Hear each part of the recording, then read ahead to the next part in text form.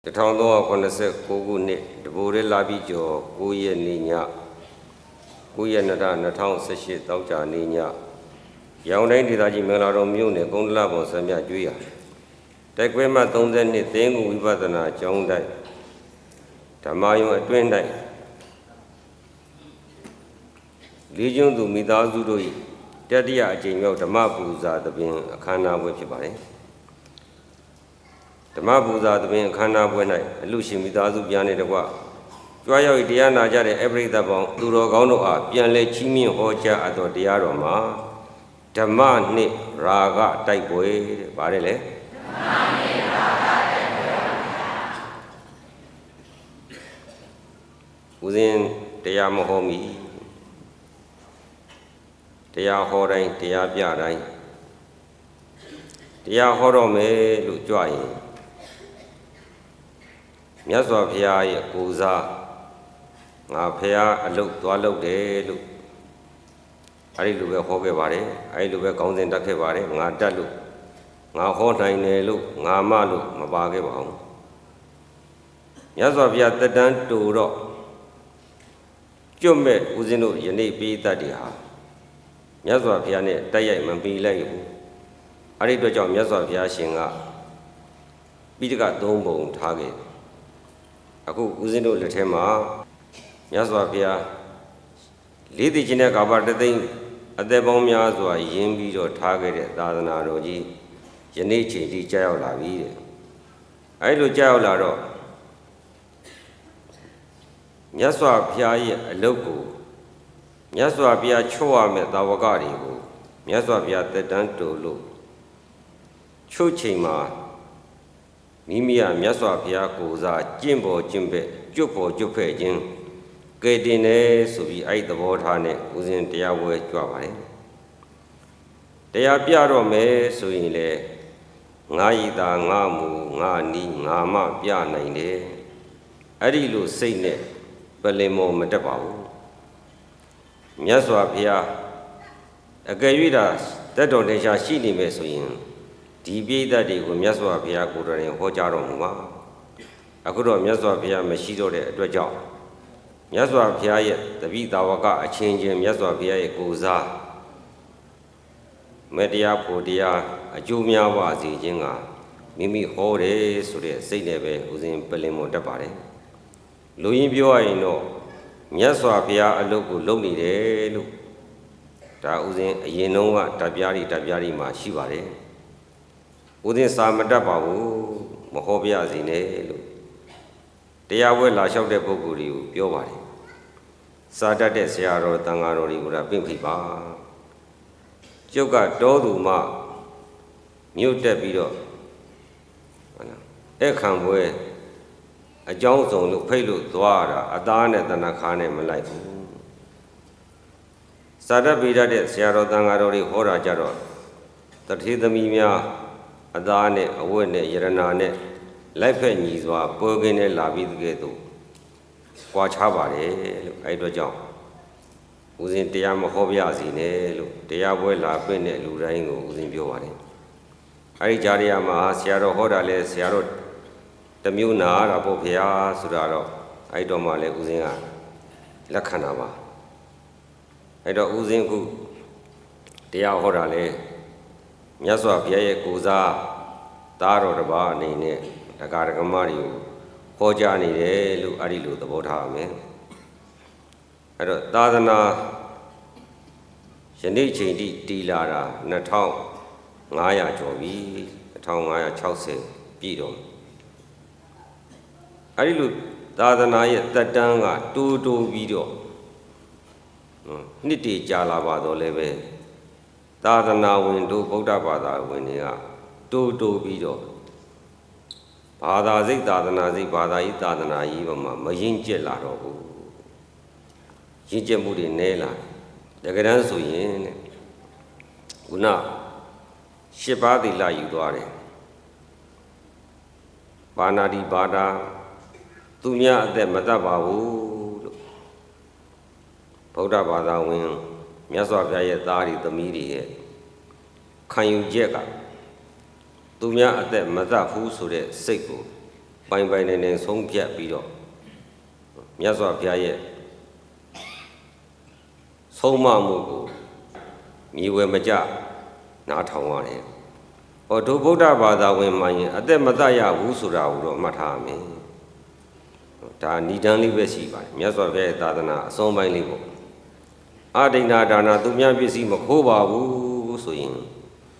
တတ်တယ်ဆိုတာလဲမုန်းလို့ပဲတတ်တာလဲဖြစ်ရင်ဖြစ်မယ်။တတ္တဝါတွေစားခြင်းလို့တတ်တာလဲဖြစ်ခြင်းဖြစ်မယ်။တတ်ခြင်းလာပြီဆိုရဲဒေါသပါလာပြီ။မကြည်တတ်လို့တတ်ရင်လဲမာနတို့မစ္စရိယတို့ပါလာပြီ။အကုသိုလ်တရားတွေနောက်ကတန်းစီပြီးလိုက်လာတယ်။အဲ့ဒီအတွက်ကြောင့်မိမိရောအခြားသူတို့ဘာကိုဆင်းရဲကြတယ်။ကိုပြုတဲ့ကံတွေကကိုယ်နောက်အရေးသူလိုက်လာတယ်လို့မြတ်စွာဘုရားလည်းဟောထားပါတယ်။ဦးဇင်းတို့တရားကျင့်ရင်းနဲ့လည်းဒီကိုပြုတဲ့ကံတွေကိုယ်နောက်လိုက်လာပုံนี้ဦးဇင်းတို့ဓာတ်ပြားတွေထုတ်ထားပါတယ်။အဲ့တော့မြတ်စွာဘုရားရှင်ကသာသနာရဲ့အဆုံးအမအခြေခံသာသနာဝင်ပုဂ္ဂိုလ်များလိုက်လာရမှာသူများအသက်မတတ်ရဘူးဆိုတော့သူများလဲချမ်းသာကိုယ်လဲချမ်းသာတယ်ပြင်သူများပစ္စည်းခိုးရင်သူများလဲဆင်းရဲတယ်နောက်တစ်ချိန်မိမိလဲပြန်ခိုးခံတဲ့အတွက်ကြောင့်သူရောကိုယ်ဆင်းရဲတယ်အဲ့ဒါကိုရှောင်ပါကာမဂုဏ်ဒါကတော့၈ပါးသီလတပတ်တစ်ချိန်ပေါ့လူပုဂ္ဂိုလ်ကျန်တဲ့နေတိုင်းဗုဒ္ဓရဲ့သာသမီဘုရားကိုယုံကြည်တယ်ဘုရားကိုကိုးကွယ်တယ်ဘုရားအဆုံးအမကိုနားထောင်တယ်အဲ့ဒီလိုနာခံတဲ့ပုဂ္ဂိုလ်တွေကသူများလည်းအတ္တလည်းမတတ်ရသလိုသူများပစ္စည်းလည်းမခိုးအောင်ကာမပိုင်လည်းမပြစ်မှားရဘူးတဲ့မုသာဝါဒရှောက်လိန်ပြောတဲ့အလောက်ကသူများရောမိမိလည်းအန္တရာယ်များတယ်သူများလည်းအမုန်းပွားတယ်အန္တရာယ်များတယ်ဆင်းရဲရတယ်အဲ့ဒါကြောင့်မလို့လိန်လေလှည့်စားပြောတဲ့စကားကိုလည်းမပြောရဘူးသူရာမီရယအယက်တိစာတောက်ပြီဆိုရင်ဒရိုင်ဘာမရှိတဲ့ကားလိုပဲအထိတ်မရှိတဲ့များလိုပဲကိုယ်ကောက်ပြီးတော့တိုက်ချင်တိုက်စိုက်ချင်စိုက်တော့မယ်ဘဝတန္တရာကြောင့်ထဲကြတော့မယ်အဲဒီအတွက်ကြောင့်မြတ်စွာဘုရားရဲ့တပိသားတော်ကသို့မဟုတ်မြတ်စွာဘုရားကိုယုံကြည်ကိုးကွယ်တဲ့ပုဂ္ဂိုလ်တွေဟာအဲဒီသူရာမေရတောက်စားခြင်းမှရှောင်ရမယ်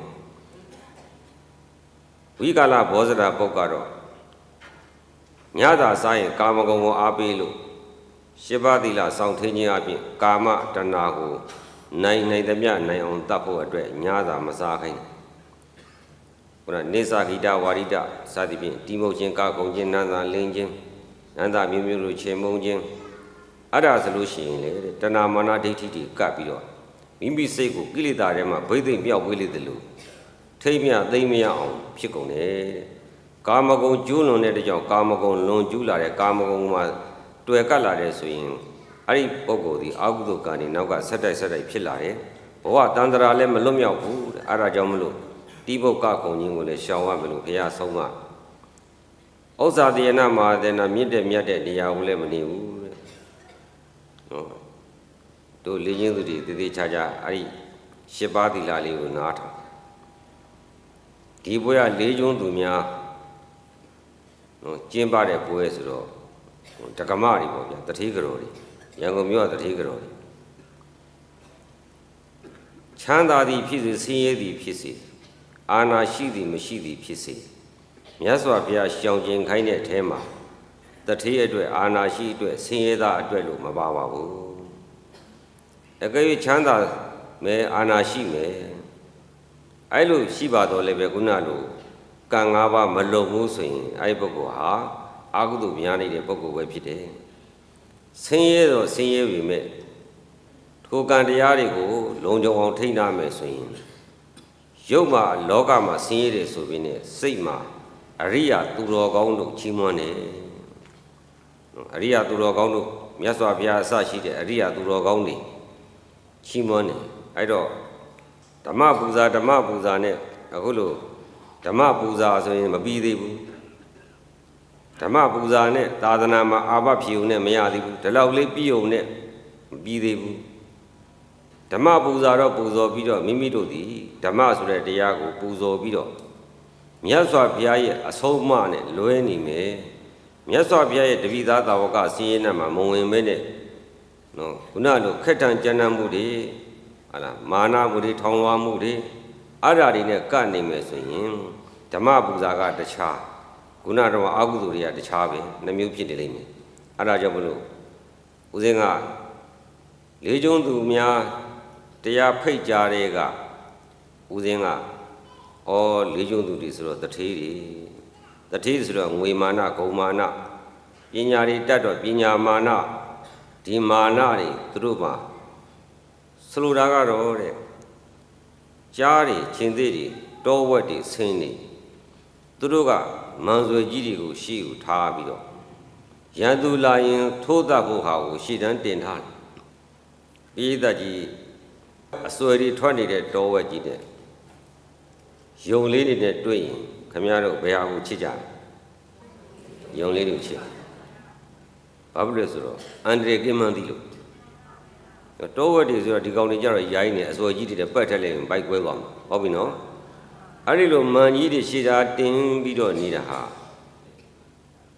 သူ့အတွက်တော့သူအားကိုးရတယ်ဆိုပြီး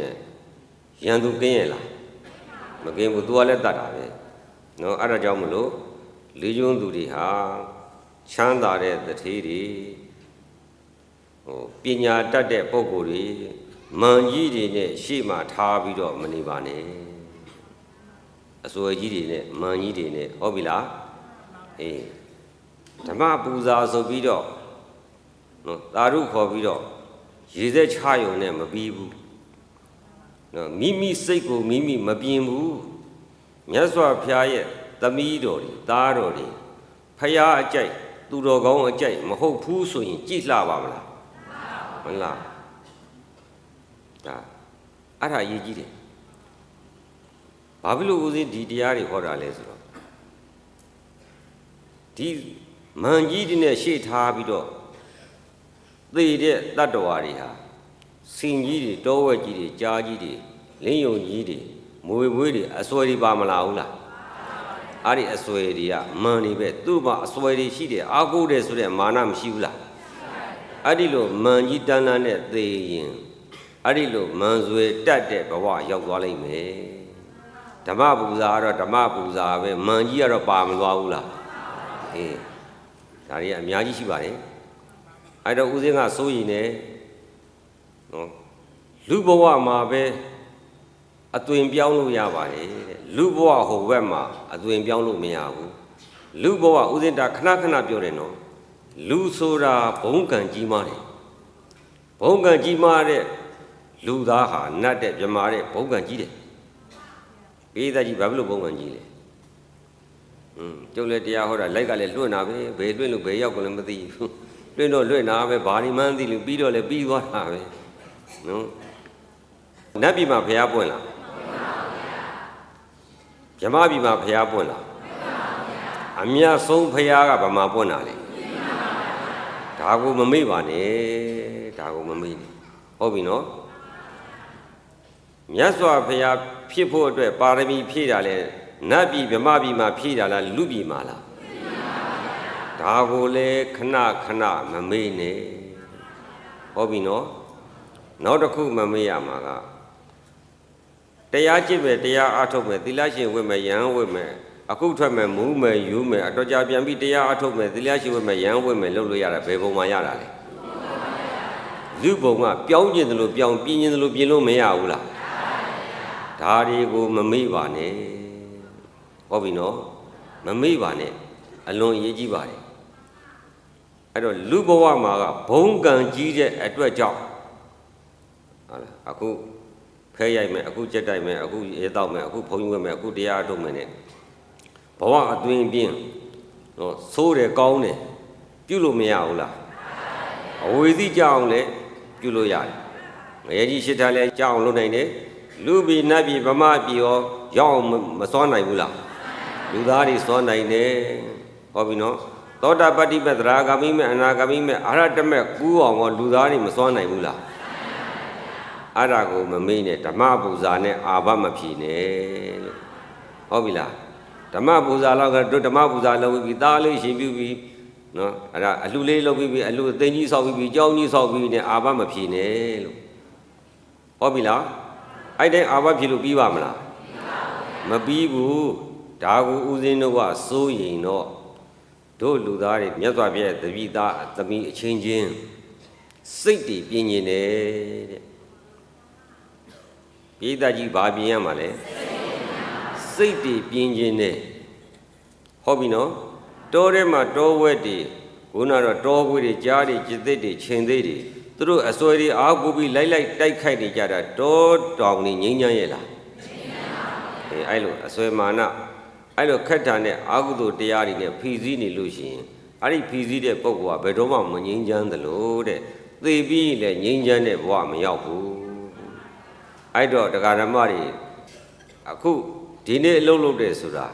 နောက်နေ့ဓမင်းစားဖို့နောက်လာတွေစားဖို့ဟုတ်ပြီလားပြစ္ဆုတ်ပံစီးပွားရှာနေတာအနာဂတ်အတွက်မဟုတ်ဘူးလားအခုလဲဒီလိုပဲတဲ့ဒုဒကာရမတွေ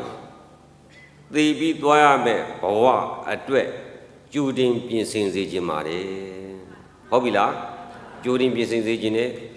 ဘယ်သူနဲ့မှမရှင်နဲ့ဘယ်သူနဲ့မှမတိုင်နဲ့ကိုယ်စိတ်ကိုယ်သာစစ်သိင်္ဂုဆရာတော်ကြီးကပါဟောလေကိုယ်စိတ်ကိုစေတဲ့ဟုတ်ပြီနော်ကိုယ်စိတ်ကိုစစ်ပြီးုံနဲ့ပြီးမလားမကောင်းတဲ့စိတ်ကိုပြင်လိုက်ပါစိတ်ကြီးကတော့ပြန်စစ်ပြီးမကောင်းတဲ့စိတ်တဏှာကြီးနဲ့နေလို့ရပါမလားငါရဲ့မကောင်းတဲ့စိတ်ကြီးကမကောင်းတဲ့ဘဝရောက်မယ်အကြောင်းတရားပဲလို့သိပြီးကိုယ်စိတ်ကိုပြင်ပါဟုတ်ပြီနော်ပြင်စေခြင်းနဲ့နော်လူဘဝဆိုတာခဏပဲရှေ့သွားရမှာမဟုတ်လို့နောင်သွားရမယ်ဘဝမရောက်ခင်လူဘဝတွေကကောင်းတဲ့ဘဝမြတ်တဲ့ဘဝရောက်ဖို့အတွက်ပြင်စေခြင်းနဲ့ပြင်လို့မရဘူးလားပါဏာတိပါဒအသက်မတတ်ဘူးဆိုတာပတ်စံပေးရသလားဒီတိုင်းစွန့်ရတာလားမတတ်ဘဲနေလိမ့်မပြီးသွားဘူးလားငွေရင်းစရာမလိုဘူးအာနာရှိဖို့မလိုဘူးဟုတ်ပြီလားသူများပစ္စည်းမခိုးဘူးကာမဂုဏ်မပိမှားဘူးမူသာဝါဒမလိမ်ဘူးဆိုတာကောရှောင်ဖို့ခက်သလားလွယ်လားဒါပဲနဲ့အလိုလိုက်လို့တာဒါပဲနဲ့တစ်ဖက်ကပြုမယ်ဆိုရင်တစ်ဖက်ကဘာပြန်ကြည့်ရမလဲငါသည်မြတ်စွာဘုရား၏သားတော်သမီးတော်ဖြစ်ရဲ့လားမြတ်စွာဘုရားနှစ်သက်တဲ့ပုဂ္ဂိုလ်ဖြစ်ရဲ့လားဖရာရဲ့အဆုံးအမကိုလိုက်နာတဲ့ပုဂ္ဂိုလ်ဖြစ်ရဲ့လားလို့တော့ဖရာကိုတော့နော်သေသေးချာချာပြန်ပြီးတော့မျက်နှာတော်ကိုပြန်ဖူးလိုက်ပါခင်ဗျားတို့အိမ်မှာနေတိုင်းဖရာမရှိခိုးဘူးလားဘယ်စိတ်နဲ့ရှိခိုးလဲရှိခိုးတာတော့ဩဃာသောဩဃာစိတ်ကအလုတ်ရှိရောက်ဟိုရောက်ဒီနော်ဖရာရှိစိတ်ရောက်ရဲ့လားရောက်ပါတယ်ဗျာတယောက်နှစ်ယောက်ပဲဖြစ်နေတယ်နော်စိတ်ကတခြားစီလွင့်နေတယ်တဲ့မြတ်စွာဘုရားကိုနောင်ရှိခိုးမဲ့ဆိုရင်မြတ်စွာဘုရားရဲ့မျက်နှာတော်ကိုကြည့်ပြီးတော့ဖရာတပည့်တော်မသည်မြတ်စွာဘုရားရဲ့သမီးပါဗျာသို့မဟုတ်အဲ့လိုမှမဟုတ်ဘဲလောဘဒေါသမောဟခုနလိုပါဏာတိပါဒအသက်တမ်းမဲ့ခိုးမဲ့လူမဲ့လိမ့်မဲ့အဲ့ဒီလိုအကုသိုလ်တရားတွေများနေဘုရားတပည့်တော်မသည်အမိုက်မပါဗျာလေးကျုံသူကပါပြီးတော့လေးကျုံသားတွေပါအကုန်ပါတော့ဗျာလေးကျုံသူတွေမဟုတ်လေးကျုံသားတွေပါအကုန်ပါတာဟုတ်ပြီနော်ဖယားကတော့တယ်ဖယားကတော့တယ်ဖယားဖူးတယ်ဆိုတာအတိတရားနဲ့ကတော့ပါနောက်တစ်ခုကအရှက်တရားအကြောက်တရားနဲ့ကတော့ပါရှက်တယ်ဆိုတာဘာပြောတာလဲရှက်တယ်ဆိုတာခင်ဗျားတို့နွားတွေခွေးတွေအရှက်ရှိလားအဲ့ဒါအရှက်မရှိတဲ့ပုဂ္ဂိုလ်အဲ့ဒီရောက်နာပဲဟုတ်ပြီနော်အရှက်တရားမရှိဘူးဆိုရင်အာဟုတုတရားနောက်ကပါမလာဘူးလားအဲ့တော့အရှက်မရှိတဲ့တတ္တဝါမှသမျှအရှက်ရှိသေးလားဒါရှိရှိလေးကိုယ့်အောင်ချဲ့တွေးလိုက်အကြောက်တရားရောရှိသေးလားနော်တတ္တဝါအကြောက်တရားကင်းမဲ့လာပြီဆိုရင်ဘာမှလည်းမခံတော့နော်ခုနမကြောက်တာအကြောက်တရားမရှိဘူးဆိုတာဆိုလိုတာကတော့မင်းတို့ရက်မတော့နဲ့မူးမယ်ယူမယ်မူးရင်စိတ်ကိုထိန်းလို့မရဘူးအဲ့လိုမရလို့အပြစ်တွေကျူးလွန်လို့ရှိရင်မင်းတို့ရဲဖမ်းပြီးထောင်ကြလိုက်မယ်ဆိုရင်အဲ့လိုပြောတော့ကြောက်လားအဲ့ဒါမျိုးမကြောက်တာခိုးမယ်လူမယ်တိုက်မယ်ခိုက်မယ်ဆိုရင်နိုင်ငံတော်ဥပဒေကျူးလွန်တဲ့ကြောင့်ရဲလာဖမ်းပြီးထောင်ကြလိုက်မယ်ထောင်ထဲမှာနော်အလုတ်တွေပြင်ပန်းသွားခိုင်းလိုက်မယ်မကြောက်ဘူးလားလို့နော်အဲ့လိုပြောရတာနဲ့မှနိုင်ငံတော်ဥပဒေကျူးလွန်မယ်ဆိုလို့ရှိရင်အဲ့ဒီဘက်ကိုအကြောက်တရားမရှိတဲ့ကြောင့်ထောင်မကြဘူးလားထောင်ကြတော့ကောင်းလားမကောင်းဘူးလားအရှက်အကြောက်မရှိတဲ့ပုဂ္ဂိုလ်များဟာတဲ့လူဘဝမှာပြန်ပြောမယ်ဆိုလို့ရှိရင်တဲ့အရိယာတွေမုန်းတဲ့ပုဂ္ဂိုလ်တဲ့မိမိရဲ့တန်ត្រာပြီးအပေလေးပါကြမှလည်းမကြောက်ဘူးဟုတ်ပြီလားငရဲတိစ္ဆာပိဋ္ဌာအတူတကယ်ဆိုတာမရှိဘူးလားရှိကြကိုမလွတ်သေးဘူးလွတ်အောင်မယုံရသေးဘူးဆိုရင်ကြောက်လို့လားမကြောက်လို့လားမကြောက်လို့တို့ပြိတ္တကြီးလွတ်ပြီလားအဲ့ဒါအကြောက်မရှိလို့ပေါ့ဟုတ်ပြီနော်အဲ့တော့အရှက်တရားမရှိတဲ့အကြောက်တရားမရှိတဲ့ဘဝဒီမှာလွတ်အောင် ယုံကြမယ်ဟုတ်ပြီလားအဲ့တော့ဟိရိဩတ္တပတရားလို့ခေါ်ပါတယ်သေချာမှတ်ထားနော်မိမိကဘလောက်ပဲချမ်းသာဘလောက်ပဲအာနာကြီးမာမာနလောဘဒေါသတွေနဲ့ထောင်းထားနေမယ်ဆိုရင်အဲ့ဒီပုဂ္ဂိုလ်ကကျန်တဲ့ပုဂ္ဂိုလ်အဲ့ဒီပုဂ္ဂိုလ်ကြည့်ပြီးတော့ချစ်သလားမုန်းသလားနှာခေါင်းမရှုံဘူးလားဒီပုဂ္ဂိုလ်ပညာတာတတ်တာဘလို့ကြီးဒီပုဂ္ဂိုလ်ပဿနာချမ်းသာတာဘလို့မောက်မားတယ်ဘလို့ခက်ထန်တယ်ဘလို့ကြမ်းတမ်းတယ်ဘလို့ရိုင်းပြတယ်လို့အောက်ကပုဂ္ဂိုလ်ကတစိမ့်ပြန်မခတ်ဘူးလားအဲ့တော့ခက်ထန်ကြမ်းတမ်းမှုသည်မိမိကိုမိမိနော်သိက္ခာချခြင်းပဲခက်ထန်ကြမ်းတမ်းသောဆက်ဆံမယ်ဆိုရင်မိမိကိုမိမိပြန်သိက္ခာပြန်ကြစေတဲ့သဘောမဆောင်ဘူးလားအဲ့ဒါကြောင့်မလို့မြတ်စွာဘုရားရဲ့သားတွေသမီးတွေဖြစ်ဖို့လိုတယ်မြတ်စွာဘုရားအဆုံးအမကိုလိုက်နာဖို့လိုတယ်မဲ့တွေဖိုးတွေရတာမရတာခဏထားပါအရှက်အကြောက်တော့ရှိရအ ਨੇ ဆုံးလူပုဂ္ဂိုလ်များသည်တရားကျင့်မကျင့်တရားအထုတ်မထုတ်၅ပါးသီလတော့လုံအောင်ထိန်းရမယ်ခင်ဗျားတို့နေတိုင်းထိန်းနိုင်ရဲ့လားစဉ်းစားမယ်နော်ကိုယ့်ဟာကိုယ်မေးဘယ်သူနဲ့မှသွားမညှိနဲ့ကိုယ့်ဘာကိုညှိသေးတော့ကိုတယောက်တည်းကိုယ့်ရဲ့ကံကကိုယ့်ရဲ့စိတ်ကကိုယ့်ကိုဒီဇိုင်းဆွဲလိုက်မိမိရဲ့အနာဂတ်ဘဝသည်မိမိရဲ့ကံတရားရဲ့တရားသူကြီးပါပဲတရားသူကြီးရဲ့အမိန့်ကြကံတရားရဲ့ပြုတဲ့အလိုအတိုင်းမိမိဘဝခန္ဓာမရဘူးလားမိမိဘဝအနာဂတ်ဘဝရဲ့ဆုံးဖြတ်ချက်ဒီဘယ်သူကဆုံးဖြတ်တာလဲကံတရားကဆုံးဖြတ်တာဟုတ်ပြီနော်အဲ့တော့အနာဂတ်ဘဝကိုယောဂီတို့ပိဋကကြီးပိုင်နိုင်ဘာဆုံးဖြတ်နိုင်ပြီလဲစဉ်းစားရမယ်နော်ဦးဇင်းတို့အရေးကြီးပါတယ်ဦးဇင်းတို့အခုအသက်ရှင်ရပ်တည်နေတာဒီအလွန်မှတန်ဖိုးကြီးပါတယ်ဟုတ်ပြီလားရရှိတဲ့အချိန်တွေကအလွန်မှတန်ဖိုးကြီးပါတယ်အဲ့ဒီတန်ဖိုးကြီးတဲ့အချိန်တွေကျမ်းမာရေးတွေသာသနာနဲ့ကြုံတာတွေကိုအဲ့ဒီမှာအလားအမဖြစ်ဘဲနဲ့အာဟုသို့ထပ်မတိုးကြပါနဲ့နော်အရှက်ကြောက်တရားကိုနော်ရှောင်နိုင်သမျှရှောင်လွတ်နိုင်သမျှလွတ်အောင်ယုံရမယ်သူတော်ကောင်းအကြိုက်ဖရာအကြိုက်မိမိပြောဆိုလောက်ကံရဲ့လားလို့စစ်ဖို့မသိဘူးလားအဲ့ဒါနေတိုင်းနာစစ်ပါမမိပြီလားနေတိုင်းစစ်ငါနေတိုင်းဖရာရှိခိုးရင်ဖရာမျက်နှာတော်ကိုဖူးပြီးတော့ဖရာတပည့်တော်မသည်မြတ်စွာဘုရားမကြိုက်တဲ့အပြုအမူအပြောဆိုမလုပ်ပါဘူးဘုရားမြတ်စွာဘုရားရဲ့သမီးတော်ပါဘုရားမြတ်စွာဘုရားရဲ့သားတော်ပါဘုရားလို့မြတ်စွာဘုရားရှိမှရေဝံအာမခံရမယ်ဟုတ်ပြီနော်ဘုရားရှိမှပန်းနေဝေနေအောင်ထိုးပြီးတော့ဘုရားအဆုံးအမနဲ့ဆန်းကျင်ပေဖြစ်နေလိုက်ဖက်မှုရှိပါမလားလေးကျွန်းသူတွေအဲ့ဒါအရေးကြီးတယ်နော်ခင်ဗျားတို့ဦးဇင်းတို့ကယဟန်ဆိုတော့မြတ်စွာဘုရားရဲ့သားတော်ဆိုတော့ဒကမာကြီးတို့ဒကမာကြီးတို့ကသာသနာဒါယကာတွေဖြစ်တော့ထိုပုဂ္ဂိုလ်တွေကိုပို့ပြီးတော့ကောင်းစေချင်တယ်ကျန်တဲ့လူမကောင်းချင်ဘူးလားတော့မဟုတ်ဘူးဒကာဓမ္မတို့ကအချိန်လဲအားတယ်ငွေလဲရှိတယ်စွန့်လဲစွန့်နိုင်တော့ပို့ပြီးတော့မကောင်းစေချင်ဘူးလားအဲ့ဒီကြားရမှာပို့ပြီးတော့ရောက်သေးကြသွားတာမျိုးကိုမဖြစ်စေချင်ပါဘူးဟုတ်ပြီနော်လူလဲလူမဲ့သာသနာပြုလုပ်ငန်းတွေလည်းလုပ်မယ်လူမှုရေးထောက်ပံ့မှုတဲ့ကောင်းတဲ့အလုပ်တွေတော့လုပ်နေရင်းနဲ့မိမိစိတ်ကမကောင်းတဲ့ဘဝကိုရောက်စေတဲ့အစွန်းအစအညစ်အထွေးတွေကိုမပါအောင်နော်ပြုကြပါဟုတ်ပြီလားအဲ့ဒါပြီးနဲ့ဆုံးမကြတာပေါ့ဆုံးမကြပြီမဲ့ဆုံးမတိုင်းလိုက်နာနိုင်ကြလားလို့ကဲဆုံးမတိုင်းလက်နာနိုင်ပါမလားလိုက်နိုင်ပါတယ်ဗျာအေးအဲ့ဒါကိုဦးဇင်းကတရားကောင်းစဉ်ကဓမ္မနဲ့ရာဂဓမ္မဆိုတာဘာကိုခေါ်တာလဲဓမ္မဆိုတာတရားရာဂဆိုတာမသိဟုတ်ပြီနော်ဒီပစ္စည်းကိုဦးဇင်းကလိုချင်တယ်ပစ္စည်းကိုလိုချင်တယ်လိုချင်တော့အဲ့ဒီပစ္စည်းကိုမကင်ဘူးလားကင်ပြီးတော့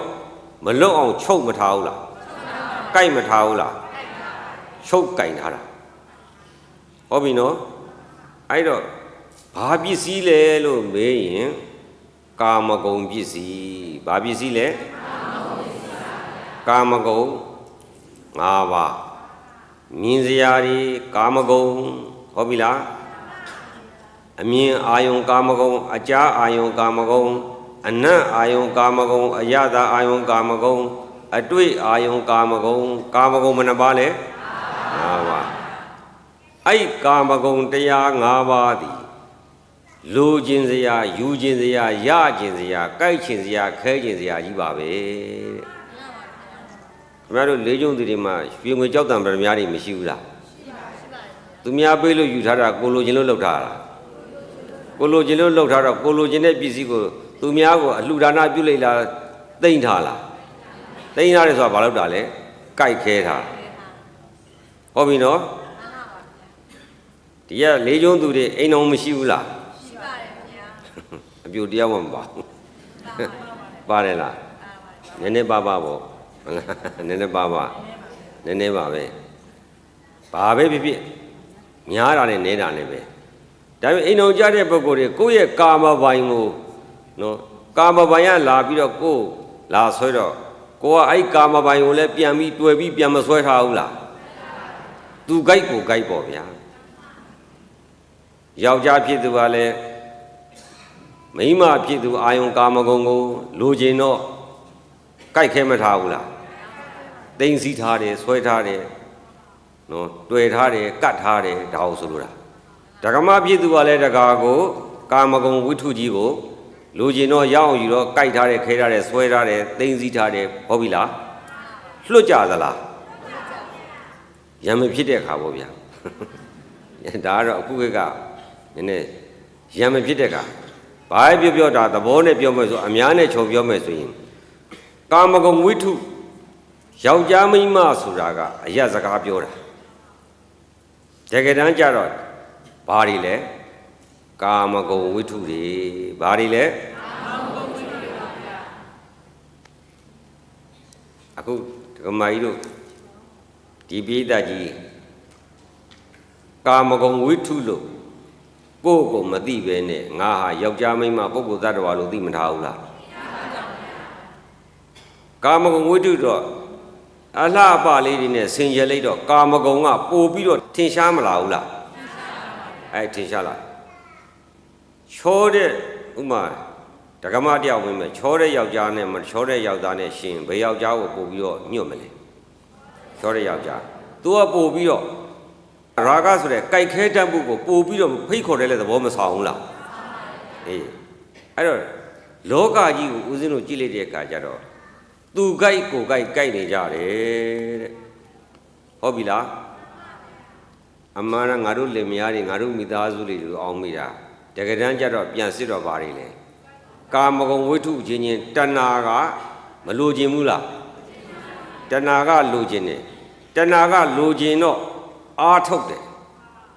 အားထုတ်ပြီးရတော့လွတ်သလားဟောအဲ့လိုဆိုရင်ဒကမဖြစ်သူလို့ပြောရပြီမယ်အရင်စလိတ်တော့တရားကိုကောက်တော့ပါလေတဏှာနဲ့ကာမဝိထုတဏှာမရှိဘူးလားအဲ့တဏှာဖယ်လေးကြံတဲ့ခန္ဓာကြီးကဘာဝိထုဖြစ်သွားပြီလဲကာမဝိထုကြီးတဲ့စစ်ပါတတိချာချာစစ်ပါတရားနာတဲ့ယောဂီတိုင်းမှာအာယုံ၅ပါးကာမဂုဏ်တရားတွေကိုမလိုချင်တဲ့ပုဂ္ဂိုလ်ရှိလားလိုချင်တဲ့ပုဂ္ဂိုလ်ကြီးပဲမဟုတ်ဘူးလားလိုချင်တာဘာခေါ်လဲတဏှာလိုချင်တဲ့အရာကိုရအောင်အာမထုတ်ဘူးလားအဲ့ဒါသင်္ခါရဟုတ်ပြီနော်တဏှာနဲ့သင်္ခါရဘာဖြစ်လို့ဒီလိုဖြစ်ရတာလဲဆိုတော့အမှန်ရှိတဲ့သဘောတရားကိုမသိဘဲနဲ့အမှန်မရှိတဲ့သဘောတရားကိုအမှန်ရှိပြီးတဲ့ကဲ့သို့သွားဆွဲလို့တဲ့အဲ့ဒါကြောင့်ခင်ဗျားတို့မျက်စိလဲပါလေအမှန်ရှိတာကိုမသိဘဲနဲ့အမှန်မရှိတာကိုပဲအမှန်ရှိတယ်လို့ဖြစ်နေတာကိုအမှန်ရှိတာကိုရှိတဲ့အတိုင်းမသိအောင်မောဟကအမှောင်ချထားတယ်မောဟကအမှောင်ချမှသခိုးဆိုတာအမှောင်မှခိုးလို့ရတာဟုတ်ဒါအရင်တော့ပါအခုကတော့လင်းလဲခိုးတာဟုတ်ပြီနော်ရှေ့တုန်းကတော့သခိုးတာဆိုမှောင်ကြီးထဲမှာသခိုးပေါ့ဒါရှေ့တုန်းကသခိုးအခုကသိပ္ပံခေတ်ကျတော့အခုသိပ္ပံခေတ်သခိုးပေါ့ဗျာအဲ့တော့ရှေ့တုန်းကတော့ တခိုးကအလင်းကြောက်တယ်တဲ့အဲ့တော့မှောင်မှတခိုးကခိုးလို့ရတာဆိုတော့အခုလေတဏှာကမောဟအမောင်အဝိဇ္ဇာအမောင်ချထားမှတဏှာကကျက်စားလို့ရတာကျရင်ယောဂီတို့ရဲ့ပိဋကတ်တို့ရဲ့စိတ်မှာအမောင်ချခံမထားဘူးလားခံထားတယ်သူကပြောတယ်မှန်ပါဗျာပဲပြောတာပဲအမောင်ချခံထားတာရှက်လည်းမရှက်ဘူးကြောက်လည်းမကြောက်ဘူးမြတ်စွာဘုရားအမောင်ချခံထားတာကိုဘာလို့ရမလဲအမိုက်မောင်ကွယ်ပြောင်းအလင်းသို့ရောက်ကဲပိဋကတ်ကြီးအမောင်ထဲမှာနေသလားအလင်းထဲမှာနေသလားဒင်းတလေမောင်တလေပေါ့ဗျာနော်ခင်ဗျားတို့ကဘုန်းကြီးမြောက်ပြီးတတ်အမောင်နဲ့နေလေအလင်းနဲ့နေလေမောင်တလေလင်းတလေဝမ်းသာတလေဝမ်းနဲ့တလေကြည်ဘူးတလေမကြည်တလေစိုးရင်တလေကြောင်းကြတလေဝမ်းမြောက်တလေနဲ့ဒီလိုပဲလှိမ့်ပိတ်ပြီးနေကြပါတယ်ဟုတ်ပြီလားဖယားကြိုက်သလားကြိုက်ပါဘူးအေးအဲ့ဒါကိုစေဦးဇင်းကပြောပြီးကိုယ့်ရဲ့အပြုအမူအပြောဆိုအလောက်ကင်သည်ဖယားကြိုက်သလားဖယားကဘာပဲခိုင်းလဲမောဟနဲ့အဝိဇ္ဇာနဲ့တဏှာကိုမပယ်ခိုင်းဘူးလားယောဂီတို့ကြတော့အဝိဇ္ဇာနဲ့တဏှာယင်ကြီးစီးပြီးတော့တန်ត្រာခီးသွားနေကြတယ်အဲ့ဒါဘာဖြစ်လို့လဲဖယားကိုလည်းမကြောက်ဘူးဖယားမကြိုက်ဘူးဆိုတာကိုလည်းမရှက်ဘူးသူတော်ကောင်းတွေမကြိုက်တာကိုလည်းမရှက်ဘူးဒီတဏှာရာဂဆိုတဲ့အာယုကာမဂုဏ်ကိုခံစားခြင်းနဲ့ဒီတဏှာအကြောင်းဘဝရည်တွက်လို့ရပြီလားအေးဒါပဲနဲ့လွတ်သလားအေးအဲ့ဒါကိုမြတ်စွာဘုရားရှင်လက်ထက်ကမေဥတ္တရာတတိကတော်သူအိမ်အောင်ကြတာကမိဘတွေပေးစားတာနဲ့သဘောတူတာယူရတော့သူယူတဲ့ယောက်ျားကဒိဋ္ဌိမိစ္ဆာဒိဋ္ဌိနဲ့လည်းမိဘသဘောတူတော့ပေါင်းရတာပေါ့သူတို့ရဲ့မူလတထေးကြီးနဲ့အလိုလိုက်ရတာသူတို့ကအရင်တော့ဆင်းရဲသားသားသမီးတတိအိမ်မှာလက်ထဲထိုးနေတာရှင်သာရိပုတ္တရာရဲ့သမဘာဝင်စားမှုအပေါ်မှာရေရဲ့စပူးရဲ့ဆွမ်းရဲ့လောင်းလိုက်တဲ့ကုသိုလ်ကံကြောင့်ဒိဋ္ဌဓမ္မဝေဒနိယအကျိုးပေးလိုက်တော့ထဲထိုးတဲ့မြေစာတွေကရွှေပကဲတွေဖြစ်ကုန်တာအဲ့တော့တထေးကြီးကနေသူတို့ကပြောတဲ့ဒါတထေးရဲ့မြေပါတထေးပိုင်ပါတယ်လို့ပြောတော့တထေးကငါမပိုင်ဘူးတဲ့မင်းတို့ရဲ့ကောင်းမှုကြောင့်ရတဲ့အတွက်ကြောင့်မင်းတို့ပဲယူပါဆိုတော့မောင်ပုံနာတို့မေပရိဒတို့တတိဖြစ်မသွားဘူးလားတတိဖြစ်သွားတာရှင်သာရိပုတ္တရာကလည်းမြတ်စွာဘုရားရဲ့အလိုကြအာယုကာမဂုဏ်ကိုပယ်တတ်ထားပြီးတော့အရဟတမေကူးတဲ့ပုဂ္ဂိုလ်နိရောဓသမာပဆိုတဲ့စိတ်ကိုတန်ရှင်းတဲ့ရှင်းအောင်ရှင်းတဲ့ပုဂ္ဂိုလ်အဲ့ဒီလေယာမြေကောင်းအစီနေကြီးကချက်ချင်းစိုက်ပြိုးမယ်ဆိုဒိဋ္ဌဓမ္မဝေဒနိယအကျိုးပေးနိုင်စွမ်းရှိတယ်။မောင်ပုံနာနဲ့မေပရိတကလည်းရောသူတော်ကောင်းစိတ်ဓာတ်ရှိတယ်။အဲ့ဒီနေ့ကနက္ခပွဲသဘင်ရှိနေတာတောင်မှသူတို့သွားမပြောပါဘူး။တထေးကြီးရဲ့အလုပ်ကိုပဲလုပ်နေတယ်။တထေးကြီးကချီးမွမ်းတယ်ဒီကောင်းလေးရိုးသားတယ်ကြိုးစားတယ်။နော်ငါအလုပ်ကိုယ်အလုပ်လို့သဘောထားပြီးလုပ်တယ်သူတို့စိတ်ထားမဖြူစင်ဘူးလား။စိတ်ထားဖြူစင်တယ်အဲ့လိုစိတ်ထားပြုစင်တဲ့အတွက်ကြောင့်ရှင်သာရိပုတ္တရာကလည်းနိရောဓသမာဘဝင်စားပြီးတဲ့အချိန်မှာအဲ့ဒီယဟန်ကို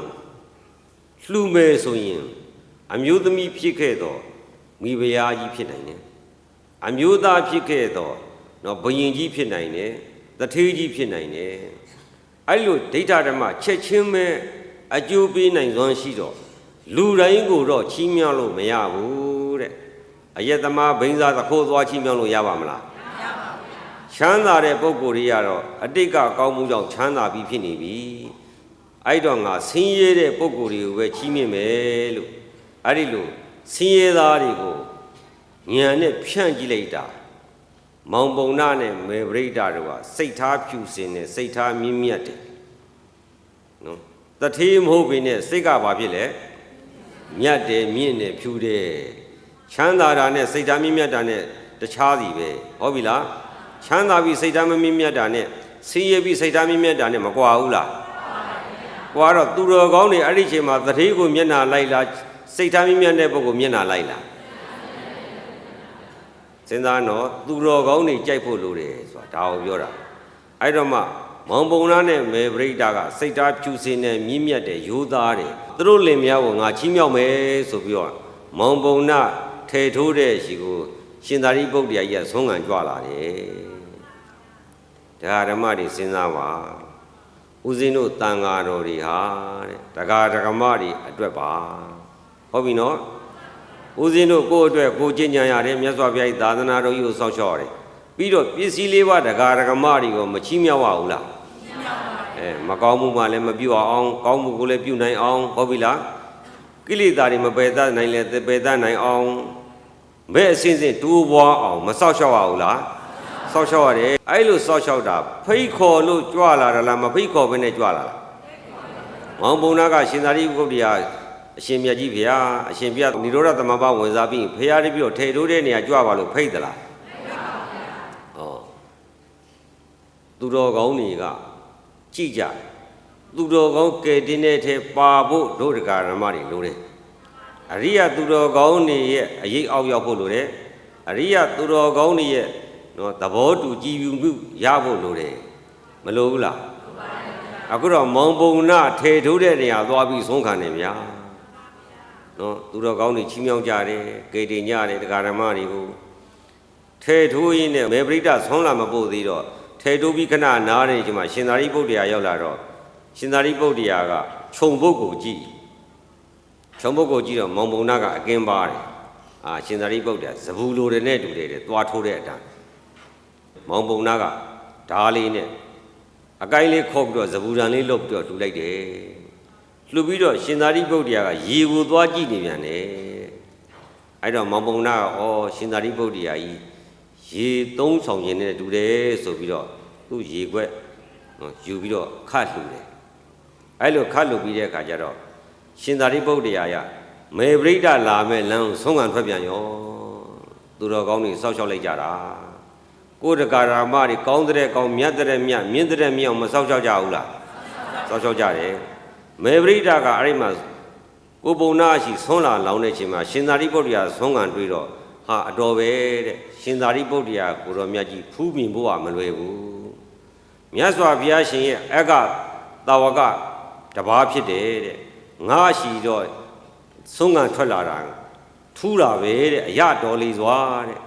အဲ့တော့ရှင်သာရိပုတ္တရာကိုတော်မြတ်ကြီးကိုတပည့်တော်ဆုံးလုံးမရစေဆိုပြီးတော့လောင်းတော့တဝက်ပဲလူခံတယ်မောင်ပုံနာပင်မနေတာကိုမေပရိဒကိုငါတဝက်ပဲလူခံမယ်တဲ့တဝက်ကမောင်ပုံနာအတွက်နော်ယူသွားပါလို့ဆိုတော့မေပရိဒကမှန်လားပါဗျာတဲ့သေသေးချာချာနားထောင်နော်သူတော်သူကောင်းများလူတော်လူကောင်းများဘယ်လိုဆက်ဆံကြသလဲဆိုတာဖရာတပည့်တော်မတို့လင်မယားနှစ်ယောက်ကိုတဘောအစာတခဏစာအတွက်မချီးမြှောက်ဘဲနဲ့တန်ត្រာအတွက်ချီးမြှောက်သောအားဖြင့်ဆွမ်းအကုန်လုံးအလှခံပါဗျာစိတ်ထားမမြင့်မြတ်ဘူးလားနော်အဲ့ဒါကြောင့်မို့လို့လေရှင်သာရိပုတ္တရာကြွတာဟုတ်ပြီနော်အဲ့ဒါနဲ့အိမ်ပြန်ပြီးဆုံးမြန်ချက်တော့ပြန်လာတော့မောင်ပုံနာကြီးဆုံးဖို့တော့နောက်ကြကိုပုံနာကြီးတဲ့ကျမလာတာတော့စောပါတယ်တဲ့ဒါပေမဲ့ကိုပုံနာကြီးရှင်သာရိပုတ္တရာကြီးဆုံးခံကြတော့ကျမလှူလိုက်တာနဲ့အိမ်ပြန်ပြီးဆုံးချက်ရလို့နည်းနည်းနောက်ကျသွားတယ်တဲ့ကျမဆွမ်းလောင်းခဲ့တဲ့ကုသိုလ်ကိုအမြယူတော်မူပါလို့ဆိုတော့မောင်ပုံနာကလက်သီးနဲ့ထထူလာသာရုခေါ်တာစိတ်ထားလေးတွေနော်သူတော်ကောင်းများနော်လူတော်လူကောင်းများကျင့်သုံးတာနော်အဲ့ဒီလိုမောင်ပုံနာကလည်းငါလေတဲ့ရှင်သာရိပုတ္တရာကိုတော်မြတ်ကြီးကိုဇဗုနဲ့ရေလှူလိုက်ရတယ်တဲ့ငါရဲ့အလှူကိုလည်းအမြတမ်းပေးပါတယ်ဆိုပြီးအမြသုံးကြီးဝီတော့မေပရိဒကလည်းသာရုခေါ်တယ်သာရုခေါ်ပြီးလင်မယားနဲ့ထမင်းစားလဲပြီးတော့နားနေအိတ်ကြတာအိယာနိုးတော့ထေသာပတ္တရာရွှေတွေဖြစ်ကုန်ရောဟုတ်ပြီနော်တရားဓမ္မတွေစဉ်းစားပါဒါကစိတ်ကူးရင်ရှောက်ရေးထားတာမဟုတ်ပါဘူးတဲ့စိတ်ကူးရင်ရေးထားတာမဟုတ်ဒိဋ္ဌဓမ္မဝေဒနိယအာဟုသူကလည်းအများကြီးချက်ချင်းကျိုးပေးတယ်ကုသိုလ်ကလည်းအဟုန်ကြီးချက်ချင်းကျိုးပေးတယ်ဒါတွေကအများကြီးရှိပါတယ်အဲ့ဒီလိုနဲ့သူတို့တတိဖြစ်လာတော့သူတို့မွေးလိုက်တာကခုနကတော့မောင်ပုံနာနဲ့မေပရိဒတို့မွေးရတာသမီးတယောက်မွေးတယ်ဦးဇင်းနာမည်တော့မေ့သွားသူကအိမ်အောင်ကြတာ အိမ်တော်ကြတော့ယောက်ျားကဒိဋ္ဌိကြီးဖြစ်နေတော့မြတ်စွာဘုရားကလည်းမဖူးပါဘူးတန်ဃာတော်ကလည်းဆွမ်းမလောင်းရဘူးတန်ဃာတော်လည်းမဖူးမြင်ရဘူးတဲ့ဥပုပ်လည်းမဆောင်ရဘူးမလွန်ဆန်နိုင်မှုအိန္ဒိယမှာကြတော့အဲ့ဒါနဲ့တနေ့ကြတော့ तू ကစဉ်းစားမိတယ်ငါသည်တဲ့မြတ်စွာဘုရားရှင်ကိုဖူးမြင်ရဖို့တန်ဃာတော်တွေဆွမ်းလောင်းဖို့ဥပုပ်တင်တိဆောက်ဖို့အတွက်အခွင့်အရေးရဖို့တော့ငါအကြံတစ်ခုရပြီဆိုပြီးတော့သီရိမှာပြည့်တဇာမကိုသွားငှားတယ်ကာမဂုဏ်ရာဂအစာမကြည့်လို့ရလားမရဘူးဟောပြီနော်အဲ့တော့သူတော်ကောင်းများကြံကြတာပြောတာနော်သူတို့အိန္ဒိယမှာဆိုရင်တအားအယူသီးတာတချို့ဆိုလို့ရှိရင်ဓကမကသူ့အိမ်ပြန်မယ်3ရက်ကြာမယ်ဆို4ရက်ရောက်4ရက်မှရောက်ရင်အဲ့ဒီဓကမမပေါင်းတော့အယူသီးတယ်ပေါ့အခုတော့သီရိမာကိုသွားပြီးတော့တနေ့ကိုအတပြားတသိန်းနဲ့သူ့ရဲ့ကိုယ်စားသူ့တထေးကြီးနဲ့နေဖို့သူ့ရဲ့ယောက်ျားကြီးကကာမဂုဏ်ပေါ်မှာကြိုက်ခဲထားတာကြိုက်เสียခဲเสียမရှိရင် तू နေရဲ့လားမနေတဲ့အတွက်ကြောင့်ဘာလို့ ရလဲကြိုက်ခဲเสียဆိုပြီးတော့သီရိမာကိုသွားပြီးတော့တနေ့ကိုအတပြားတသိန်းနဲ့ငားပြီးတော့15ရက်စာငားတယ်အဲ့လိုငားပြီးတော့ခုနတတိကတော်မြတ်စွာဘုရားကိုလည်းဆွန်လောင်းတယ်တရားနာတယ်တန်ဃာတော်တွေလည်းဆွန်လောင်းတယ်ဥပုပ်သတင်းဆောက်တယ်ဟုတ်ပြီလားအဲ့လိုနေရင်ကနေပြီးတော့သီရိမာက5-8ရက်လောက်ရလာတော့သူကအကြံပေါက်ဒီတထေးကြီးကငါ့ကိုလည်းနှစ်သက်နေပြီငါနဲ့ကာမဂုဏ်ခံစားတာကိုလည်းသူကြည်ပြူနေပြီအကယ်၍ငါတထေးကြောကိုတတ်မယ်ဆိုရင်ငါတထေးကြောဖြစ်ပြီတထေးကြောအစ်စ်ကို तू တတ်လိုက်မယ်ဆိုရင် तू ကတထေးကြောရဲ့ကိုစားတထေးမကြီးဖြစ်မသွားဘူးလားတထေးမကြီးဖြစ်သွားတယ်အဲ့တော့ तू ကဘာစိတ်ပေါက်သွားလဲကာမဂုဏ်စိတ်ကနေပြီးတော့မစ္စရိယဆိုတဲ့မနာလိုစိတ်ပေါက်မလာဘူးလားဟုတ်ပြီနော်ဥစ္စာရွှေငွေဆိုတဲ့ကာမဂုဏ်တတိကတော်ကြီးယရနာပစ္စည်းတွေရောသူတတ်မဲ့မမှုရှိမလားဟုတ်လားအဲ့ဒီပေါ်မှာတဏှာရာကကြိုက်ခဲတာအလွန်ချမ်းသာတော့စင်ရွှေငွေကြောက်တံပရမများတွေကအလွန်မှကြိုက်ခဲခြင်းတွေ့ခြင်းဖက်ခြင်းသိခြင်းပိုင်ခြင်းဆိုင်ခြင်းနဲ့ရာဂစိတ်တွေပေါ်မလာဘူးလားပေါ်လာတယ်အဲ့လိုပေါ်လာပြီးတော့တနင်းစားအဲ့တထေးကြီးနဲ့လဲသူကကာမဂုဏ်ပြောပွားရတာလဲကျင့်တတ်တယ်လို့သူပိုင်တဲ့ပစ္စည်းတွေကိုငါပိုင်ဖြစ်ရင်ငါလဲတထေးကြောကြီးဖြစ်ပြီဆိုတဲ့ရာဂရဲ့နောက်မှာမာနပါလာပြီဟုတ်ပြီလားမူလတထေးကြောကိုလဲသူမနာလိုတဲ့စိတ်တွေပေါ်မလာဘူးလားမစ္စရိယတရားတွေပေါ်လာပြီအဝိဇ္ဇာဖုံးပြီးတော့တဏှာပေါ်လာပြီဆိုရင်နောက်ကပါလဲမာနတို့မစ္စရိယတို့ပါမလာဘူးလားဒီဥစ္စာတွေချမ်းသာရင်တော့ငါတော့တတိကတော်ကြီးဖြစ်ပြီဆိုတဲ့ဂုံယူလိုတဲ့စိတ်တွေအတ္တတွေရောပါမလာဘူးလားငါမချမ်းသာတာငါဘလောက်ချမ်းသာတယ်ဆိုတဲ့မာနတွေပါမလာဘူးလားတဏှာမာနဒိဋ္ဌိငါယောက်ျားပဲငါပစ္စည်းပဲဆိုတော့ဒိဋ္ဌိကပ်မလာဘူးလားအဝိဇ္ဇာရဲ့နောက်မှာရာဂရဲ့နောက်မှာပါလေဒိဋ္ဌိတို့ဒေါသတို့မစ္စရိယတို့မကောင်းတဲ့စိတ်တွေနောက်ကပါမလာဘူးလားဒါရင် तू ကအရှက်ရှိလားသူများကာမပိုင်ကို तू က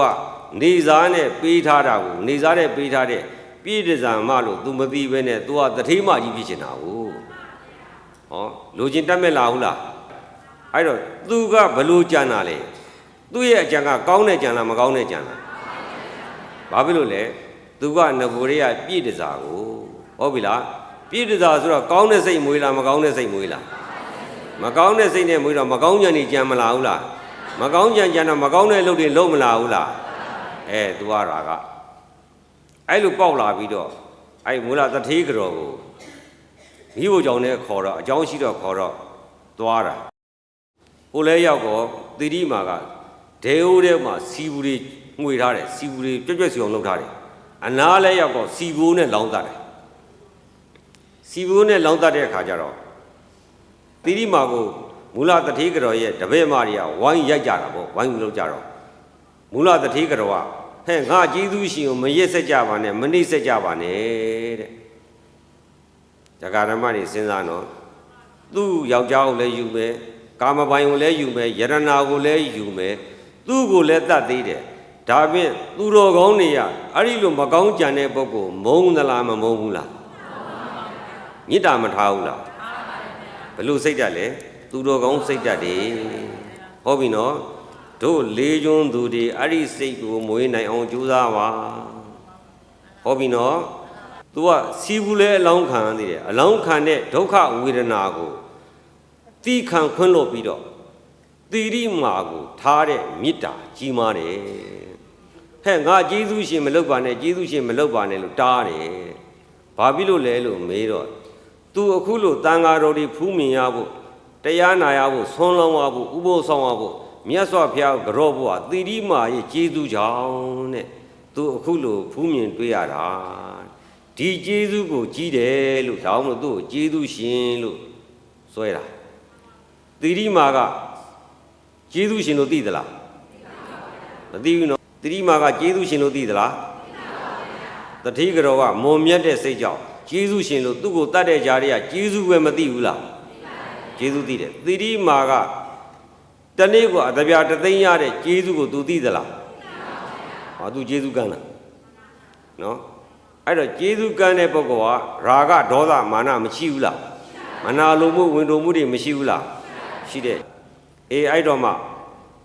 မေတ္တာတရားကြီးမားတဲ့အတွက်ကြောင့်စီဘူးလုံးခံရတဲ့နေရာတွေကဘာမှမဖြစ်ဘဲနဲ့အသာပဂရိအတိုင်းဖြစ်ပါတယ်အဲ့တော့မှသီရိမာကြော့တယ်ကျမပြစ်မှားမိတာတွေကိုကြေးဖို့ကြော့တော့ဒီလိုကြေးလို့မရပါဘူးတဲ့ကျမအဖေရှိပါသေးတယ်ကျမအဖေကိုတောင်းမှန်မှကြေးလို့ရမှာပါတဲ့အဲ့လိုဆိုရင်ရှင်းအဖေရဲ့ဗမာလဲဆိုတော့မြတ်စွာဘုရားသူတော်ကောင်းတွေဓမ္မနော်ဓမ္မကိန်းတဲ့ပုံနဲ့ရာဂကိန်းတဲ့ပုဂ္ဂိုလ်နဲ့မကွာဘူးလားပခုံးတစ်ပဲကြာခေါင်းပေါက်တာတော့ရေတွက်လို့တော့မရဘူးလားစိတ်ချင်းတူရဲ့လားဟုတ်ပြီနော်ဓမ္မကိန်းတဲ့ပုဂ္ဂိုလ်နဲ့ရာဂကိန်းတဲ့ပုဂ္ဂိုလ်နဲ့တိုက်ပွဲမှာဘယ်သူရှုံးသွားလဲရာဂကိန်းတဲ့လူရှုံးသွားတယ်ဘာဖြစ်လို့ရှုံးတာလဲဓမ္မကိန်းတဲ့လူကြောင့်ဓမ္မကိုရာဂနိုင်ရဲ့လားမနိုင်ဘူးမေတ္တာဓမ္မရှိတော့မြတ်စွာဘုရားရဲ့အဆုံးအမကိုနာခံရတဲ့အနာထားရတဲ့အတွက်ကြောင့်အဲ့ဒီပုဂ္ဂိုလ်ကသောတာပန်မူလတတိကတော်ပါလေသောတာပန်ပုဂ္ဂိုလ်တဲ့သောတာပန်ပုဂ္ဂိုလ်တော့ဧကပုဒ္ဓမနုရကေတူဒီကဲ့သို့သားကဲ့သို့တတ္တဝအနန္တမေတ္တာထားတယ်ဖရာအာယုံတရားယုံတန်ခါအာယုံအဲ့ဒီအာယုံပေါ်မှာပဲကြည်ညိုတဲ့စိတ်နဲ့နေပါတယ်နော်သောတာပန်ပုဂ္ဂိုလ်ကြီးအဲ့တော့သူ့ကိုစီဘူးနဲ့လောင်းမဲ့သူ့ရဲ့ယောက်ျားကိုလည်းလူယူမဲ့သူ့ရဲ့ပစ္စည်းကိုလည်းလူယူမဲ့အဲ့ဒီပုဂ္ဂိုလ်မုန်းသလားမမုန်းဘူးလားဘယ်လိုပုဂ္ဂိုလ်တွေလဲသောတာပန်ပုဂ္ဂိုလ်တွေမြတ်စွာဘုရားရဲ့သမီးတွေမြတ်စွာဘုရားရဲ့အဆုံးအမကိုမြည်ဝဲမကြနားထောင်တဲ့ပုဂ္ဂိုလ်တွေသူတော်ကောင်းတွေမြင့်မြတ်တဲ့ပုဂ္ဂိုလ်တွေမြင့်မြတ်တဲ့စိတ်တွေမွေးမသွားဘူးလားမြင့်မြတ်တဲ့စိတ်နဲ့မြင့်မြတ်တဲ့အလုပ်ကိုဗဇက်ကပြောတာလားလက်တွေ့လုပ်ရလားလက်တွေ့လုပ်သွားတယ်အဲ့တော့ရာဂကပိုင်မှုဆိုင်မှုရလို့မှုမာနဒေါသတွေနဲ့တတိကတော်ကိုတိုက်ပင်တဲ့တတိကတော်ကရာဂဒေါသမာနနဲ့ပြန်တိုက်သလားပြန်တိုက်ရင်ရာဂတိုက်ပွဲဖြစ်သွားမှာပေါ့အခုတော့ရာဂကိုဘာနဲ့ပြန်ပြီးတိုက်လိုက်လဲဓမ္မဆိုတာတိခံခြင်းခွင့်လို့ခြင်းမေတ္တာထားခြင်းပါပဲမေတ္တာမရှိရင်ခုနသီရိမောင်ဘယ်မုန်းမှာပေါ့ဟုတ်ပြီလားအခုတော့ဓမ္မကိန်းတဲ့ပုဂ္ဂိုလ်ကမေတ္တာရောမကိန်းဘူးလားမေတ္တာတရားဆိုတာကအခုလက်တွေ့မှာပဲမေတ္တာရှိလားမရှိလားဆိုတာလူကိုစီဘူးအိုးနဲ့လောင်းတာတော့မေတ္တာကင်းမဲ့လို့ရှိသလားမေတ္တာထားတယ်ဆိုတာဒီတိုင်းထားရမှာလားလက်တွေ့မှာအောင်မြင်အောင်ထားရမှာလားအခုယောက်ျားကိုလည်းပိုင်စိုးပိုင်နေယူမယ်ယရနာပစ္စည်းကိုလည်းယူမယ်လူကိုလည်းတတ်သေးတယ်အဲ့ဒါတော့မှမေတ္တာတုံလို့သလားမေတ္တာနောက်မှာပါလေဂယုဏပါလာတယ်ဓမ္မရဲ့နောက်မှာပါလဲမေတ္တာရဲ့နောက်မှာပါလဲဂယုဏ ဘာဂယုဏလဲဆိုတော့သီရိမာဟာပြည့်တစားမှဖြစ်တော့ယုံညံ့တဲ့အလုံးနဲ့စီးပွားရှာနေတာသူကပုထုဇဉ်ကြီးပဲရှိသေးတယ်ဒီတိုင်းဆိုရင်အပယ်လေးပါမလွတ်ဘူးဆိုပြီးတနာတဲ့စိတ်ပါမလာဘူးလားအဲ့ဒါဂယုဏတဲ့ဟုတ်ပြီလားဂယုဏရဲ့မေတ္တာရဲ့ဓမ္မရဲ့၃မျိုးမှာဓမ္မရဲ့အချမ်းရံဒီမေတ္တာဂယုဏတွေပါမလာဘူးလားအဲ့ဒီရဲ့နောက်မှာစေတနာတဲ့စေတနာဆိုတာသူ့ကိုမြတ်စွာဘုရားနဲ့ပေးတွေ့ခြင်းသေးတယ်တဲ့သူ့ရဲ့အဖေရှိမှဝန်ချတောင်းမှန်မှကြည်ပါမယ်ဆိုတော့သင်အဖေဘယ်လိုလဲဆိုတော့မြတ်စွာဘုရားဆိုတော့တတိကတော်ကတိတိမာနဲ့မြတ်စွာဘုရားနဲ့ပေးတွေ့ခြင်းနဲ့စေတနာတွေပေါ်မလာဘူးလားဘာဖြစ်လို့တွေ့ခြင်းတာလဲတရားနာစီခြင်းလို့ခမည်းတော်ဉာဏ်ဝေးတယ်ဘုရားနဲ့တွေ့ရင်ဘုရားပါလို့တရားဟောမှာအဲ့တော့မေတ္တာဂယုဏနောက်မှာစေတနာပါမလာဘူးလားစေတနာဟုတ်ပြီနော်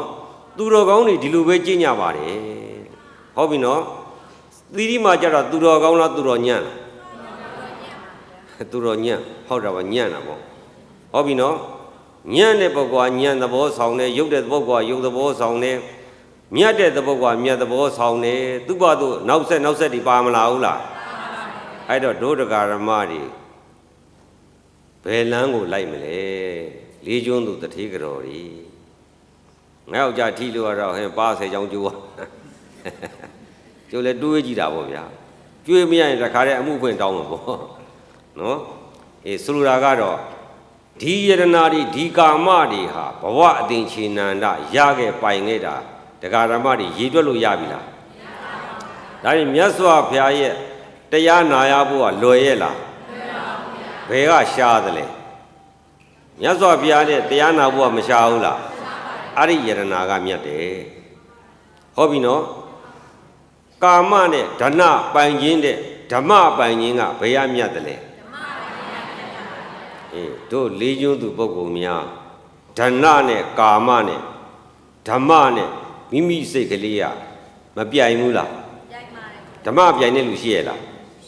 လေးကျွန်းသူတွေတရားအားထုတ်ရဲ့လားအားထုတ်ပါတယ်ဗျာဟုတ်ပြီနော်ဦးစင်းကတော့ရာဂဒေါသတွေကိုမကြိုက်ဘူးဖះရောကြိုက်သလားမကြိုက်ဘူးရာဂဒေါသတွေမကြိုက်ဘူးဒီရာဂဒေါသတွေကာမတွေရာဂတွေကိန်းနေထိုပုဂ္ဂိုလ်ကကောင်းသေးရဲ့လားမကောင်းတဲ့အတွက်ကြောင့်ဘာမကောင်းတာလဲတန်ត្រာမှာအပြန်လန်ဘဝဆုံးမမလားရာဂဒေါသကြောင့်အပေလေးပါးမှလွတ်မလားအပေလေးပါးလာခေါ်တယ်လားကိုယ်ရာဂဒေါသချရတာလားကိုယ်ရာဂဒေါသချရတဲ့ကြောင့်လေးကျွန်းသူပရိသတ်တွေရာဂဒေါသမာနအတ္တတွေကိုချိုးပါနှိမ်ပါတဲ့ဟုတ်ပြီနော်ငါသည်ဖရာသမီးဖြစ်လားဖရာရဲ့အမွေခံပြီလားဖရာအဆုံးမနာခံရဲ့လားလို့ဖရာကိုဖူးပြီးတော့ကိုယ့်ဘကိုမေးပါဖရာကိုတော့မလိမ်ပါနဲ့ဟုတ်ပြီလားအခုတော့ဓမ္မနဲ့ရာဂတိုက်ပွဲနှွဲကြတာဓမ္မကနိုင်သွားတယ်အဲ့တော့နောက်နေ့ကျတော့မြတ်စွာဘုရားကိုပြင်ပြီးတော့သီရိမာကိုတရားနာခိုင်းတော့သီရိမာကတရားအဆုံးမှာသောတာပတ္တိဖို့၌တည်သွားပြီရာဂရှိသေးလားရှိပါပါကာမရောရှိပါပါအကျဉ်းသာယုံညံ့တဲ့ကာမရာဂဒေါသပြောတာနော်ဓမ္မနိုင်သွားတော့အခုဓမ္မကိန်းနဲ့တတိကရောကမေတ္တာဂယုဏစေတနာရဲ့အစွမ်းကြောင့်သူ့ကိုတိုက်တဲ့ရာဂကြီးတဲ့ပုဂ္ဂိုလ်တော်မှာမြတ်စွာဘုရားရဲ့သမီးတော်အဖြစ်တဲ့သောတာပတ္တိဖို့၌တည်သွားပြီဆိုတော့တို့လေးကျွန်းသူပုဂ္ဂိုလ်တွေသောတာပတ္တိဖို့၌တည်ပြီလားလူတာကတော့လှူတယ်လှူတယ်လှုပ်တယ်ဟုတ်ပြီနော်လှူကြတယ်လူမှုအဖွဲ့အစည်းတွေသာသနာရေးအဖွဲ့အစည်းတွေကောင်းမှုတွေဟိုတဲ့လေးကျွန်းသူတွေမပြုကြဘူးလားပြုပါတယ်ဗျာပြုတာကတစ်ဖက်နော်မြတ်စွာဘုရားကြိုက်တဲ့သမီးဖြစ်ပြီလားလို့ဥပ္ပါကိုပြန်မေးပါဟုတ်ပြီနော်အဲ့ဒါကရာဂနဲ့ဓမ္မတိုက်ပွဲမှာဓမ္မကနိုင်သွားတော့ခုနယုံညံ့တဲ့ပုရုဇဉ်ဘဝကနေပြီးတော့အရိယာနွယ်ဝင်သို့ရောက်သွားတာတဲ့အဲ့ဒါဘ누구ကချီးမြှောက်တာလဲဓမ္မကချီးမြှောက်လိုက်တာဟုတ်ပြီနော်အဲ့တော့ကိုယ့်အချင်းချင်းဓမ္မနဲ့ဆက်ဆံပါလို့ရာဂဒေါသမာနတွေနဲ့မဆက်ဆံပါနဲ့နော်ဝက်ဆွဲကြီးတွေလို့စင်ဆွဲကြီးတွေလို့မာနဒေါသရာဂတွေ မစ္စရိယတွေရှီတန်းတင်ထားရင်အဲ့ဒါတောဘွဲ့ဆိုကြီးလို့မွေဝေးမွေဟောက်ကြီးတွေလို့ဟာလားဆင်ကြီးတွေလို့ဟုတ်ပြီလားအေးခမရတို့မသိလို့သေတော့အဲ့ဒါကြီးတွေဘလူးကြီးတွေဖြစ်ကုန်ရောတဲ့ခမရတို့ဘလူးမြင်ဘူးလားမမြင်ဘူးအယုတ်တရားဘလူးပဲဖြစ်မှာပေါ့ဦးဇင်းတို့ကြတော့သိတယ်သိတော့ဘလူးဆိုတာကတော့ကြမ်းတမ်းတဲ့ရုပ်ကြမ်းကြီးတွေပါနော်အဲ့လိုကြမ်းတမ်းတဲ့စကတ်ထန်ကြမ်းတမ်းတဲ့ရုပ်ကြမ်းကြီးတွေ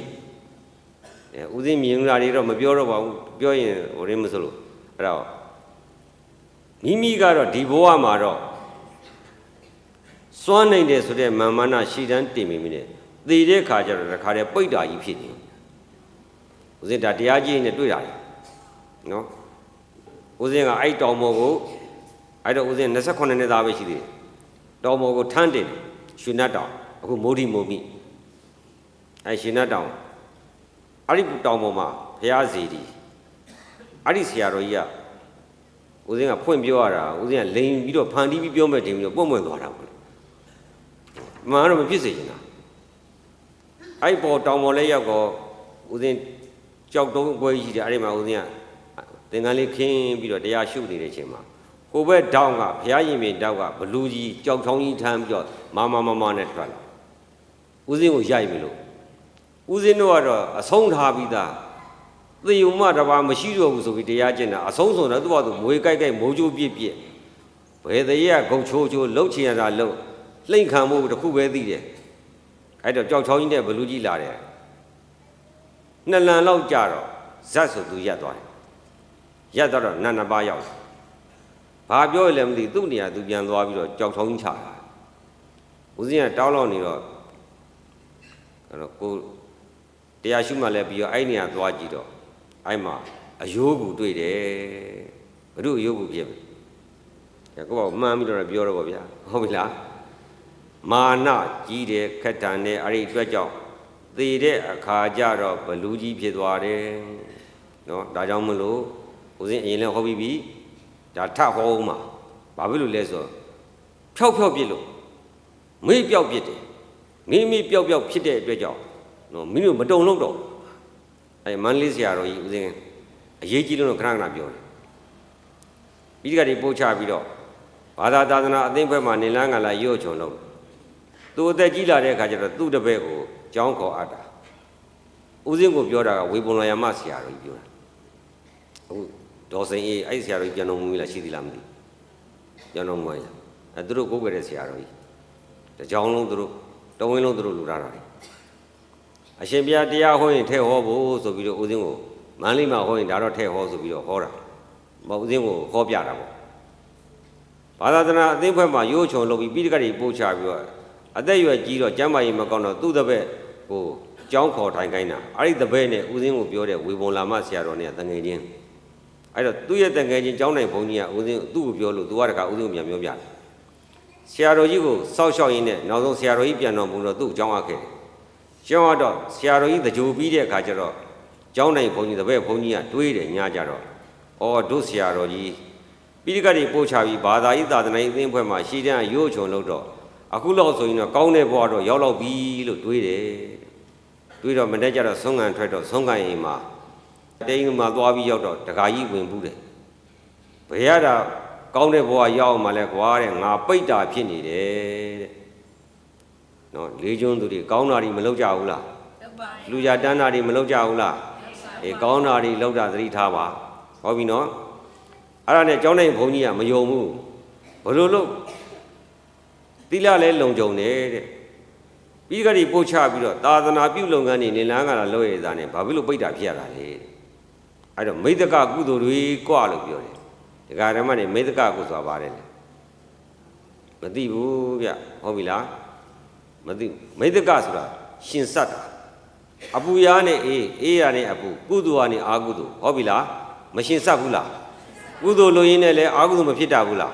အာကုသိုလ်လို့ရင်းနဲ့ကုသိုလ်မဖြစ်တာဘူးလားအဲ့ဒါမိဒ္ဒကလို့ခေါ်တယ်ကုသိုလ်လို့ရင်းနဲ့အာကုသိုလ်ဖြစ်သွားတာဘာအာကုသိုလ်လဲဆိုတော့ငါစွမ်းနိုင်တယ်ကြံတဲ့ကာမဂုဏ်ကြောင့်လည်းမဟုတ်ဘူးဝိနည်းပြက်လို့လည်းမဟုတ်ဘူးဘာမှမဟုတ်ဘူးသူတလောက်စွမ်းတမန်လုံနိုင်တဲ့ကြောင့်သူ့စိတ်ထဲမှာငါလုံနိုင်တယ်ဆိုတဲ့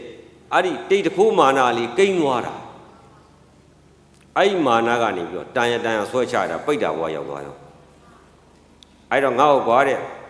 တီလွန်တဆရာတော်တစ်ပါးလောက်နဲ့ငါ့ကိုဒါနာလေးပါလေးပြုပေးပါဦးအားနဲ့ရေတုံတောင်မှာတရားထုတ်နေတဲ့ဆရာတော်ကြီးတစ်ပါးအဲ့တော့ပင့်ပြီးတော့အဲ့ဒီတခါကြီးအိမ်မှာပဲသင်္ကန်းရေချမ်းပန်းစီမီဆွမ်းလှူဒန်းပြီးတော့အမြတ်တမ်းပြီးတော့တခါကြီးကိုဝင်ပူပြီးသာဓုကုသုံးကြီးခေါ်ရတယ်အဲ့တော့ကျောင်းတိုင်းဘုန်းကြီးကဒုဆရာတော်ကြီးတော့သာဓုသုံးကြီးခေါ်သွားတော့အခုလောက်ဆိုတာဝရင်သာတော့ရောက်တော့ပြီလို့တွေးပြန်တယ်မနေ့ကျတော့ဆုံးခံထွက်တော့အဲ့ဆုံးခံရင်တခါကြီးကျတော့ဝင်ပူပြန်တယ်ဘယ်ရတာဝရင်သာရောက်အောင်မလဲကွာတဲ့အခုမှနေသာယုံရှိသေးတယ်တဲ့နော်လေးကျွန်းသူများငါတို့ကုသိုလ်လုပ်တယ်ငါတို့ကုသိုလ်တွေလုပ်တယ်ဆိုပြီးတော့ကိုဆရာတော်ကြီးကတော့မတိမတာစိတ်သေးဖြစ်တဲ့တိတ်တခိုးမာနလေးခမည်းတော်မှာထောင်ထောင်ထားတဲ့မာနမပါပါစေနဲ့ဟုတ်ပြီနော်ပုရိမာကုသလာဓမ္မတဲ့ပစ္စည်းမာနအာကုသလနံဓမ္မနံရှိရကုသိုလ်လုပ်ပြီးနောက်ကအာကုသိုလ်ဖြစ်တယ်ဟုတ်ပြီနော်ဒါနံဓတ္တဝသီလံသမာဓိတောဥဘောတနံကမ္မံကတ္တဝတံအတ္တဒိဋ္ဌိအပိနန္တတိဒါနတွေငါကဘလောက်ဒါနပြုထားတယ်ဒါနံဓတ္တဝသီလံသမာဓိတောငါသီလတွေစောင့်ထားတယ်ဥဘောတနံကမ္မံကတ္တဝငါဥပုဒ်တယ်ကြီးဟုတ်ပြီလားရှိရကုသိုလ်မလုပ်ဘူးလား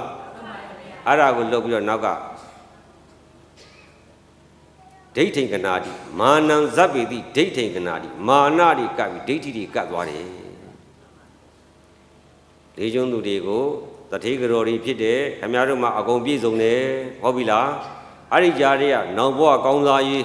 အတွက်သာသနာချီးမြှောက်ဖို့အတွက်လူမှုချီးမြှောက်ဖို့လုံရင်းရနေပြီးတော့အာဟုတုမပါသွားပါစေနဲ့ဟုတ်ပြီနော်ဦးစင်းကတော့ဆုံးမမယ်မြတ်စွာဘုရားရဲ့ကိုယ်စားအတိပေးမယ်ရနိုင်တဲ့အခွင့်အရေးတွေကနေပြီးတော့ဆုံးစံတဲ့ကြက်ချီးမပါစေခြင်းမူဟုတ်ပြီနော်အေးအဲ့ဒါကြောင့်မလို့ဓမ္မနဲ့ရာဂနဲ့တိုက်ရင်ဓမ္မကိန်းတဲ့ပုဂ္ဂိုလ်ကနိုင်ပါသည်မြတ်စွာဘုရားနဲ့အောင်ကြီး၈ပါးမှာဆင်ကြီးအရက်ကုန်းပေါင်းတိုက်ပြီးဘုရားကိုနင်းသခိုင်းတာအဲ့ဒီမာနဒေါသနဲ့မြတ်စွာဘုရားဓမ္မနဲ့တိုက်ပွဲမှာဘယ်သူရှုံးသွားလဲဆင်ကြီးရှုံးသွားတယ်ဘာနိုင်သွားလဲဓမ္မကနိုင်တယ်မေတ္တာတတ်တဲ့ဗုဒ္ဓမြတ်စွာမပါဘူးလားအေးဘုရားသမီးဘုရားသားတွေကဒီလိုကျင့်သုံးရမယ်ဟုတ်ပြီနော်ရှေ့သူတော်ကောင်းတွေကိုကြည့်ပြီးနောက်ကလိုက်ရမယ်ရှေ့ကသွားနေတဲ့ပုဂ္ဂိုလ်တွေကသွားကုန်ပြီဟုတ်ပြီလားကိုကနောက်ကျောင်းပြန်လှည့်ပြီးကြောက်သေးကြမဲ့စိတ်တွေမမွေးကြဘူးနော်အဲ့ဒီထဲမှာဒီလေးကျွန်းသူတွေကချမ်းသာတယ်ပြေးလေတယ်အချိန်ရတယ်စွမ်းနိုင်တယ်အဲ့ဒီကြားတွေကကုသိုလ်လို့ရင်အာကုသိုလ်မပါဘူးဟုတ်ပြီလားဒါကိုဦးသိန်းကစိုးရင်လို့ဟောတာအဲ့တော့ဓမ္မနဲ့ရာဂကောင်းပြီအဲ့ဒါကအပြင်ကနေဟောပြီအတွင်းမှာဟောပြီတနေ့သေခြင်းရောက်တဲ့အခါမှာဟောဓမ္မနဲ့ရာဂတိုက်အောင်မှာချမ်းသာသည်ဖြစ်စေဆင်းရဲသည်ဖြစ်စေအာနာရှိသည်မရှိသည်ဖြစ်စေဟုတ်ပြီလားဘုံကြီးသည်မကြီးသည်ဖြစ်စေသေတဲ့အခါကျတော့ရာဂကြိုက်ပြီတဲ့ဓမ္မမရှိတဲ့ပုဂ္ဂိုလ်ကတော့နော်အတလွတ်ခံရမယ်မွေဟာကြွက်တွေဖားတွေလို့ကျွန်တော်ရှာတယ်ရှာတော့တွေ့တော့ပြေးကြိုက်တာလွတ်သလားအဲ့ဒါဘာလဲရာဂမဟုတ်လားရာဂဆိုတဲ့တဏှာမရှိဘူးလားအခုတရားနာတဲ့ပုဂ္ဂိုလ်ကြီးခမည်းတော်ရဲ့ခန္ဓာကြီးတနေ့ဒုက္ခဝေဒနာပြင်းထန်တာခံစားတဲ့အခါမှာရာဂကငါကိုယ်ကြီးဆိုပြီးဘာလုပ်မလဲကြိုက်ခဲပြီဟုတ်ပြီနော်မီးသွားကြိုက်တယ်လို့မွေပွေးသွားပြီးတော့ရွှေချောင်းကြီးတင်ပြီးသွားကြိုက်တော့ဘာလုပ်မလဲပြန်ကြိုက်မခံဘူးလားအေးလူယုံတန်းယုံနဲ့လည်းမပြီးသေးဘူးဟုတ်ပြီနော်သေအောင်တတ်မဲ့တတ်ပွဲမှာခန္ဓာကသေအောင်တတ်တဲ့ပြင်းထန်တဲ့ဒုက္ခဝေဒနာမှာရာဂကအဲ့ဒါကြီးကိုငါကိုဆိုပြီးတော့ကြိုက်ခဲထားလို့ရှိရင်ဘလို့နေမလဲအမလေးလုကြပါအောင်ကြဲကြပါအောင်ဟောနေဘူးလားအဲ့ဒီလိုဓမ္မမရှိတဲ့ပုဂ္ဂိုလ်ကရာဂနိုင်သွားတယ်ဟုတ်ပြီနော်အော်ဟေးညီးညွနေတာဘာမရှိလို့လဲဓမ္မမရှိလို့အေးအဲ့တော့တို့ဟာပခုံးတစ်ပဲကြာခေါင်းပေါက်ပြီးလူလို့ခေါ်တဲ့အရေးအတွက်ထဲမှာပါပြီမဲ့ငါရဲ့စိတ်ထဲမှာဓမ္မကိန်းပြီလားဒါကတော့ကိန်းမနေဘူးလားဒါကတော့ကိန်းသားပြီလားဒီခန္ဓာဘာဆောက်ထားတာလဲ တဏှာမဆောက်ထားတာဘယ်သူဆောက်ထားတာလဲအဲ့တဏှာဆောက်တော့တဏှာဓာကပါမလာဘူးလားပါလာတယ်တရားပါလာသလားမပါဘူးဟုတ်ပြီနော်သို့တော်လည်းပဲတဲ့အခုပရိသတ်တွေက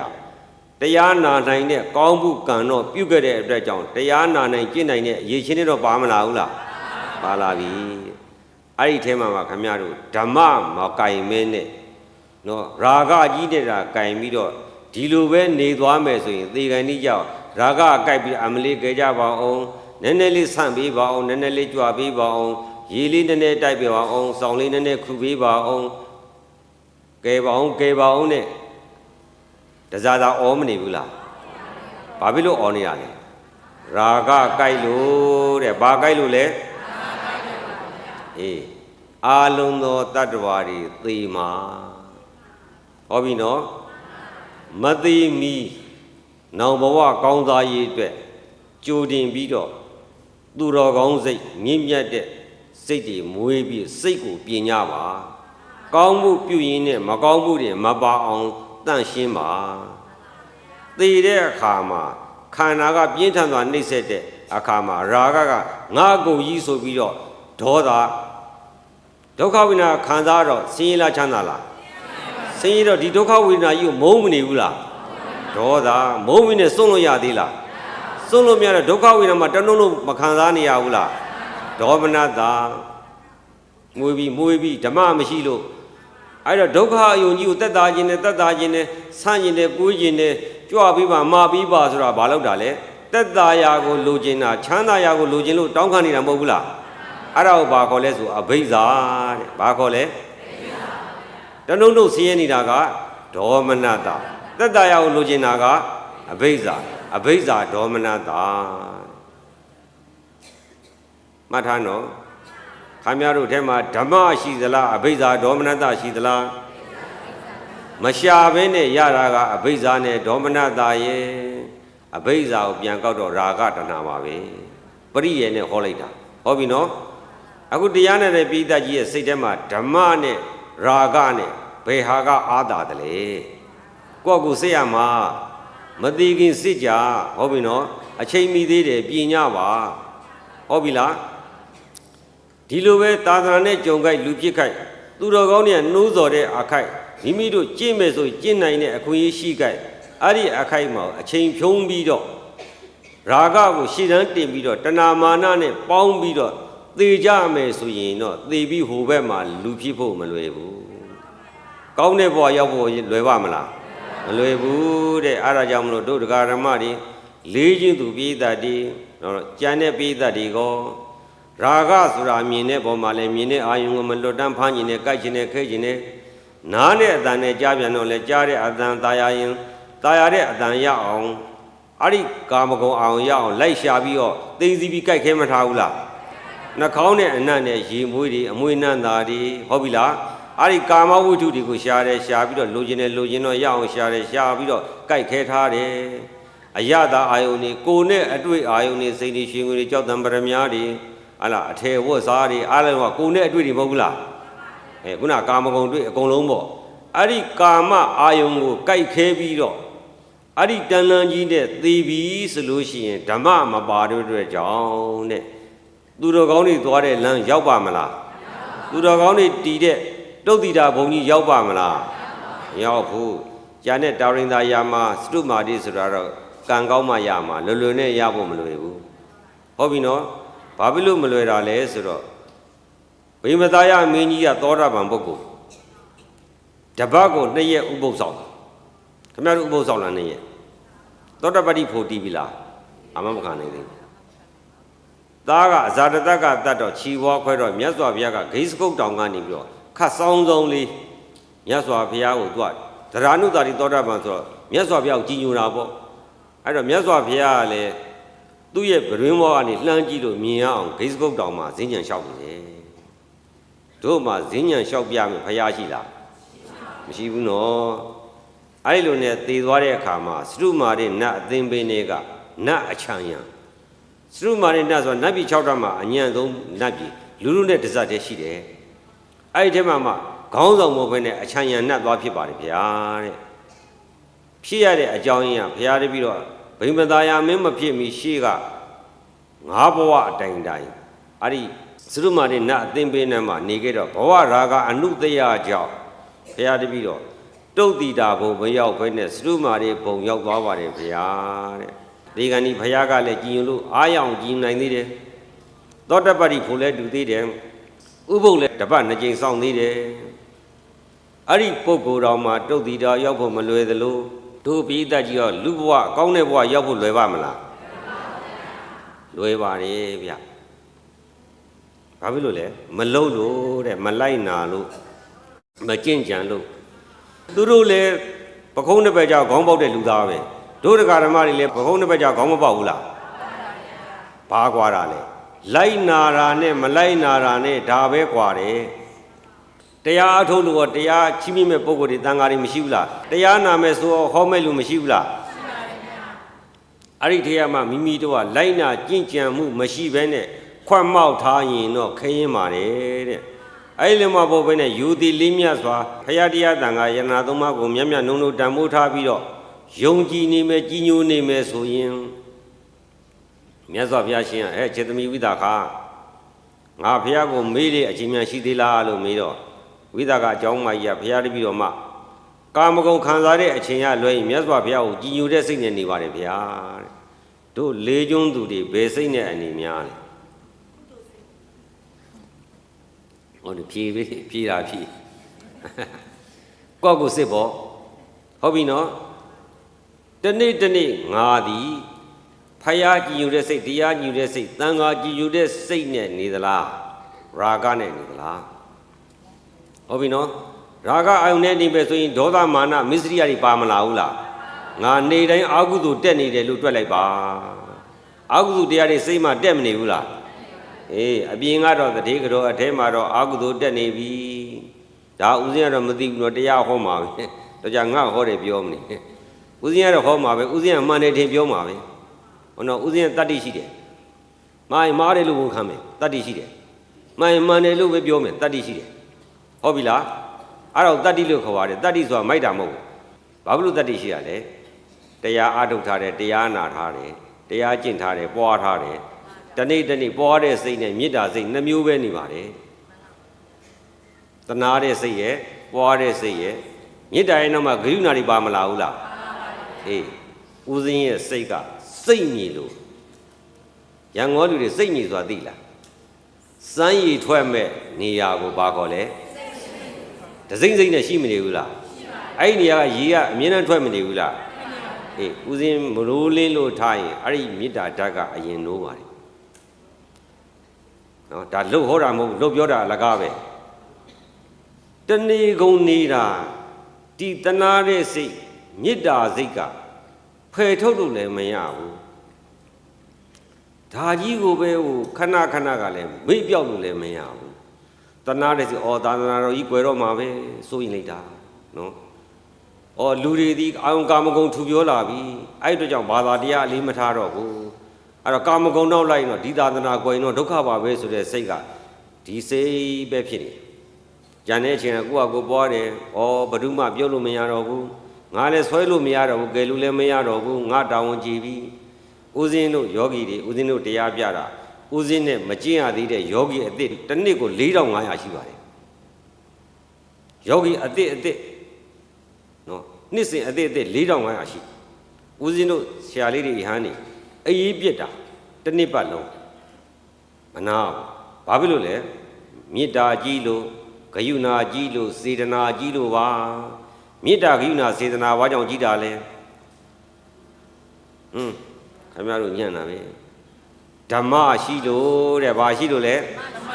အမလီခင်ဗျားတို့စိတ်ကအိမ်ရောက်နေလားမသိဘူးတရားရှိမှမေတ္တာကြီးတယ်တဲ့ဟုတ်ပြီလား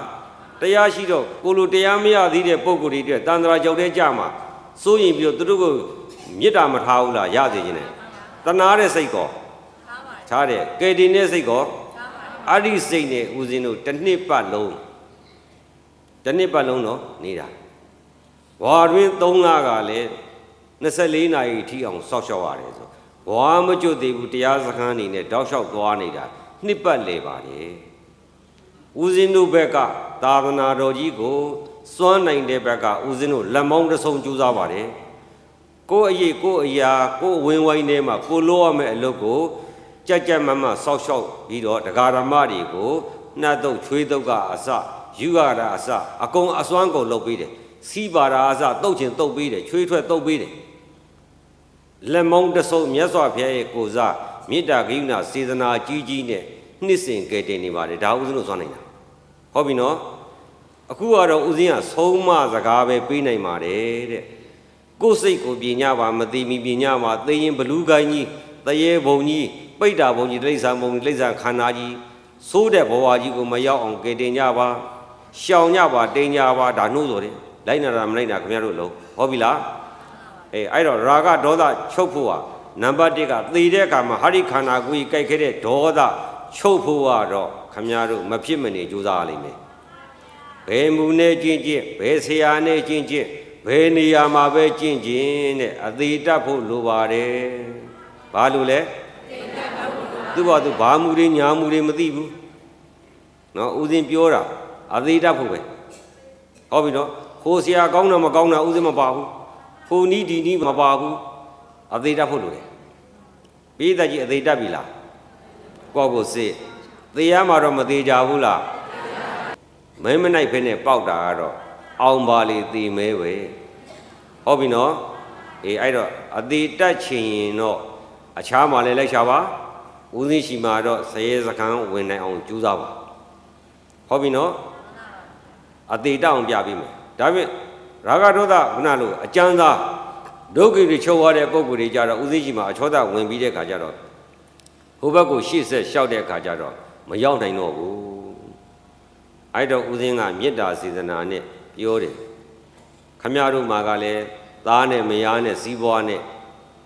နော်အဲ့လိုရှာနေတဲ့ဂျာရီကလူကျင်တာကမက်တီဖို့တွေ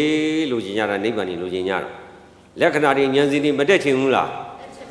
တက်ချင်တယ်ဟုတ်ပြီနော်တက်ချင်တော့ခမရတို့ဘယ်နှစ်ရက်ပေးနိုင်လဲ10ရက်တစ်လတစ်နှစ်ပေးနိုင်လားမပေးနိုင်ဘူးအဲ့ဒါကြောင့်မလို့ဒီဘက်ကျတော့အရိယာမဲ့တက်တော့အရိယာမဲ့တမာတိကိုရောက်ဖို့တမာတမာတိဖြစ်ဖို့အ ਨੇ ဆုံးပထမဇန်နဲ့တူတဲ့တမာတိဖြစ်ဖို့တမာတိရတာတော့မှရင့်ကျက်ဖို့တမာရင်တွေဖြစ်ဖို့လိုပြီတဲ့အဲ့ဒီတမာရင်ရဖို့ဆိုတာကရေစစ်နဲ့တူတဲ့និဝရဏတရား၅ပါးကင်းပြီးမှရောက်မှာတဲ့အဲ့တော့တရားအထုတ်တဲ့ဒုက္ခတွေကြော်ပြီးတော့ဒီဘက်ကျတော့နော်တမာတိတက်ပြီးတက်တဲ့အခါကျတော့ဘာနဲ့သွားရှင်ရမလဲသားရှိရောက်သမီးရှိရောက်အလုတ်ရှိရောက်ဟိုရောက်ဒီရောက်ဟိုရောက်ဒီရောက်စိတ်တွေနဲ့မတိုးဘူးလားအဲ့ဒါကိုတဘယ်နာတတဘယ်သွားတတဒီစိတ်ပဲတိုးမှာဘယ်ရိတ်သာသွားဒါပဲမတိုးဘူးလားဘာဖြစ်လို့တိုးတာလဲကိုယ်စိတ်ထဲမှာဟိုကនិဝရဏတရားပါသွားလို့ဘုန်းကြီးကပြေးတာလားကိုယ်စိတ်ထဲမှာပါသွားတာလားခင်ဗျားတို့ရေတောက်တော့အမော်အနေတွေရှိရင်တောက်မလားဒီရေစစ်နဲ့စစ်မတော့ဘူးလားအဲ့ဒီလိုပဲအမောအနေနဲ့တူတဲ့និဝရဏတရားတောရောက်တောင်ရောက်ဟိုတွေးဒီတွေးဟိုရောက်ဒီရောက်အတိတ်ရောက်အနာဂတ်ရောက်ပေါက်ကရရှောက်ရောက်နေတဲ့စိတ်တွေအဲ့ဒီစိတ်တွေនិဝရဏတရားတွေကိုမပယ်ရှားရသေးပဲနဲ့ဘယ်ယုံနာမှမမြင်ဘူးပရမယုံနာကြီးမြင်မလားမမြင်ဘူးခင်ဗျားတို့အဲ့ဒီនិဝရဏတရားကိုကင်းအောင်ကျင့်တဲ့အကျင့်မှန်တယ်မြဘယ်ရည်သာသွားဒါပဲဟုတ်ပြီလားအဲ့လိုမှမဟုတ်ဘဲနဲ့ပေါ်တဲ့စိတ်တွေရှောက်ရှုတိုင်းရပြီးမလားမပြီးတော့ဘာရှုမလဲဒီစိတ်ပဲတရားကျင့်နေဆိုတာမရှုပ်ဘူးရှင်းရှင်းလေးလူရင်းပြောရင်တတိမလွတ်ဖို့ပဲဒါပဲကြိုက်တဲ့နည်းနဲ့တော့ကြိုက်တဲ့အကျင့်ကိုကျင့်ကြိုက်တဲ့ရည်သာသွားတတိမလွတ်ဖို့ပဲတတိလွတ်ရင်ဘာခေါ်မလဲမောဟကိုက်ရင်ရာဂဒေါသတွေပါမလာဘူးလားအနေမောတွေထမလာဘူးလားဦးစင်းရှိကအချောသလွတ်လိုက်တယ်အချောသပြီးတဲ့အခါကျတော့အိမ်ကျတော့ဦးစင်းရှိတဲ့နောက်တစ်ခါလာစရာမရှိဘူးဝါတွင်းကလည်းမလာနိုင်ဘူးမလာနိုင်တော့အဲ့ပုဂ္ဂိုလ်တွေဘာဖြစ်လဲဆိုတော့နော်ဘယ်လိုလျှောက်ရမှာလဲဘယ်လိုလဲညာလိုလဲနဲ့ဇဝေဇဝါတွေဦးစင်းကသေးသေးချာချာရှင်းပြတာတော့မှရောင်းလဲမသိဘူးဟုတ်ပြီလားအဲ့တော့လူရင်းတစ်ခုတည်းမှတ်ထား တရားကျင့်နေဆိုတာတတိမလွတ်တမ်းထားတဲ့အလုပ်တစ်ခုတည်းပါဟုတ်ပြီနော်ရှင်းရှင်းလေးဘယ်မူနဲ့ထားတာဘလို့ထားတာနာသီဝထားတာဗိုက်ထားတာဘယ်ကမ္မန္တနဲ့ထားတတိမလွတ်ဖို့ပဲဟိုလိုရှုတယ်ဒီလိုရှိတယ်မသိဘူးတတိမလွတ်လို့ပဲတတိထားဖို့ကလွယ်လွယ်နဲ့ရပါမလားဝရိယစိုက်ထားမှရမယ်မဟုတ်ဘူးလားဝရိယရှိမှတတိရှိမယ်ဝရိယကလည်းထားခြင်းလို့ထားတာမဟုတ်ယုံကြည်မှထားမှတဲ့တရားရှိမှတရားဘိုးတဲ့တရားအပြော့နဲ့မရဘူးဝရိယဘိုးဝရိယအပြော့နဲ့ရမလားတတိဘို့တတိပြော့နဲ့ရမလားတရားဝရိယတတိကြီးမားတဲ့အာကောင်းတဲ့အဲ့ဒီတရားဝရိယတတိမျိုးမွေးနိုင်မှတရားရမယ်ဘယ်ရိတ်သာသွားဘယ်တိုးတဲ့သွားမြေကြီးတွေပဲတူးနေတယ်အဲ့ဒီတရားဝရိယတတိ၃ချက်ကလည်းတဲ့မွေကဖားကိုကြိုက်တော့လွတ်သလားအေးစိတ်ကိုတတိဝရိယသဒ္ဒါစေတသိက်သုံးလုံးကမလွတ်တမ်းအုပ်ချုပ်ပြီဆိုရင်အဲ့စိတ်ကကမ္မထမ်းမှာတီးမနေဘူးလားကြိုက်တဲ့ကမ္မထမ်းအဲ့ဒါကိုတမာတိလို့ခေါ်ပါသည်ဟုတ်ပြီနော်တရားအားထုတ်တယ်ဆိုတာနီးတွေဟိုဟာတွေဒီဟာတွေဘေးချိတ်လိုက်ပါတဒါဝရိယတတိတမာတိအဲ့ဒီစေတသိက်လေးလုံးကစိတ်ကိုခိုင်ခိုင်မြဲမြဲမလွတ်တမ်းမအားတမ်းမနာတမ်းတတိငါခဏိကအနည်းဆုံး9နာရီ10နာရီလောက်ကိုပြောတာမအားရင်9နာရီအားရင်10နာရီအဲ့ဒီခဏကိုရတဲ့တမာတိကိုခဏိကတမာတိလို့ဦးစင်းကသမုတ်တယ်ဟုတ်ပြီနော်ခဏိကခဏလေးပါဆိုမျက်တောင်တစ်ခါလက်တလွဲလည်းမရဘူးအဲ့ဒါကိုအဲ့ခဏကသုံးမရဘူးဘာဖြစ်လို့လဲအိန္ဒြေမပါလို့ဟုတ်ပြီနော်ခဏိကတမာတိဆိုတာအိန္ဒြေမပါရင်ရပါမလားအေးတတ္တိန္ဒြေဝရိယိန္ဒြေတတ္တိန္ဒြေတမာတိန္ဒြေအဲ့ဒီအိန္ဒြေ၄ပါးမပါဘဲနဲ့ရတဲ့တရားဆိုတာတော့ဘုရားဟောတဲ့တဲမှာတော့မဖြစ်ဘူးအဲ့တော့တရားအထုတ်တယ်ဆိုတာဘာလို့တာလို့မေးရင်တရားဝရိယတတိတမာတိအဲ့ဒီစေတသိက်၄လုံးကစိတ်ကိုမလွတ်တမ်းကိုယ့်ရဲ့တခဏဆိုတဲ့9နာရီ10နာရီ12နာရီ15နာရီအဲ့ဒီတခဏအတွင်းမှာမြဲအောင်လုပ်နေတဲ့အလုပ်ကိုတရားအားထုတ်တယ်လို့ခေါ်ပါတယ်ဟုတ်ပြီလားဒါလေးပဲအဲ့ဒါဟိုမူလဒီမူလဘာလဲလျှောက်ပြောဘာမှမဟုတ်တာပဲဦးစီးကြီးကထွက်သွားတဲ့အခါကျတော့ဟိုပြောဒီပြောဦးစီးကတော့လာတယ်အရှင်မြတ်ကတမာတိကျုပ်ကြီးတဲ့ဟာဦးစီးကြီးကအချောသဝင်ထွက်သွားတဲ့ပုဂ္ဂိုလ်ဒါမှားတယ်လို့ပြောတာနော်အရှင်ဘုရားတဲ့အရှင်ဘုရားရဲ့ကြည်စင်ကြီးကတမာတိကျုပ်ကြီးတဲ့ဦးစင်းကရည်တယ်ဩဘယ်လိုဒီဖြစ်ကုန်မလဲတခါတည်းမှပါဏာတိပါဒသူ့တက်ကိုတတ်ချင်တယ်ဒါပြင်မတတ်တော့ဘူးဆိုရင်တတ်ချင်တဲ့စိတ်ချုပ်ဝင်သွားဘူးလားအဲ့ဒါသီလချုပ်ခေါ်တယ်သီလစောင့်ထိန်မိမိအာဟုတုတရားကိုချုပ်တာမဟုတ်ဘူးလားအာသီလချုပ်သီလနဲ့မချုပ်ဘဲနဲ့တမာတိချုပ်လို့ရပါမလားတမာတိမချုပ်ဘဲနဲ့ပညာကူးရမလားအဲ့ဒါကိုအရှင်မြတ်ကျင့်စဉ်ကြီးကတမာတိချုပ်ကြီးဟောအဲ့တော့ဦးဇင်းကဘာမှမပြောတော့ဘူးဟုတ်ပြီနော်ဘယ်သူကိုမှဘာမှပြောလို့မရတော့ပါဘူးကိုယ်တာလွတ်အောင်ထွက်ကြပါဟုတ်ပြီလားမကောင်းမှုတွေအကျိုးပေးတဲ့အချိန်မှာမကောင်းကျိုးတွေဖြစ်စေတဲ့အကြောင်းတရားတွေရှည်တန်းရောက်လာပြီဟုတ်ပြီလားပြည့်ချိန်တန်တဲ့အခါမှာမဖြစ်ပေနဲ့ဖြက်ပြီးတကယ်တို့ပြုတ်တဲ့ပုံကိုယ်တွေရှည်တန်းတင်လာပြီအဲ့ဒီသဘောတွေဆောင်လာပြီအခုကာမဂုဏ်တွေ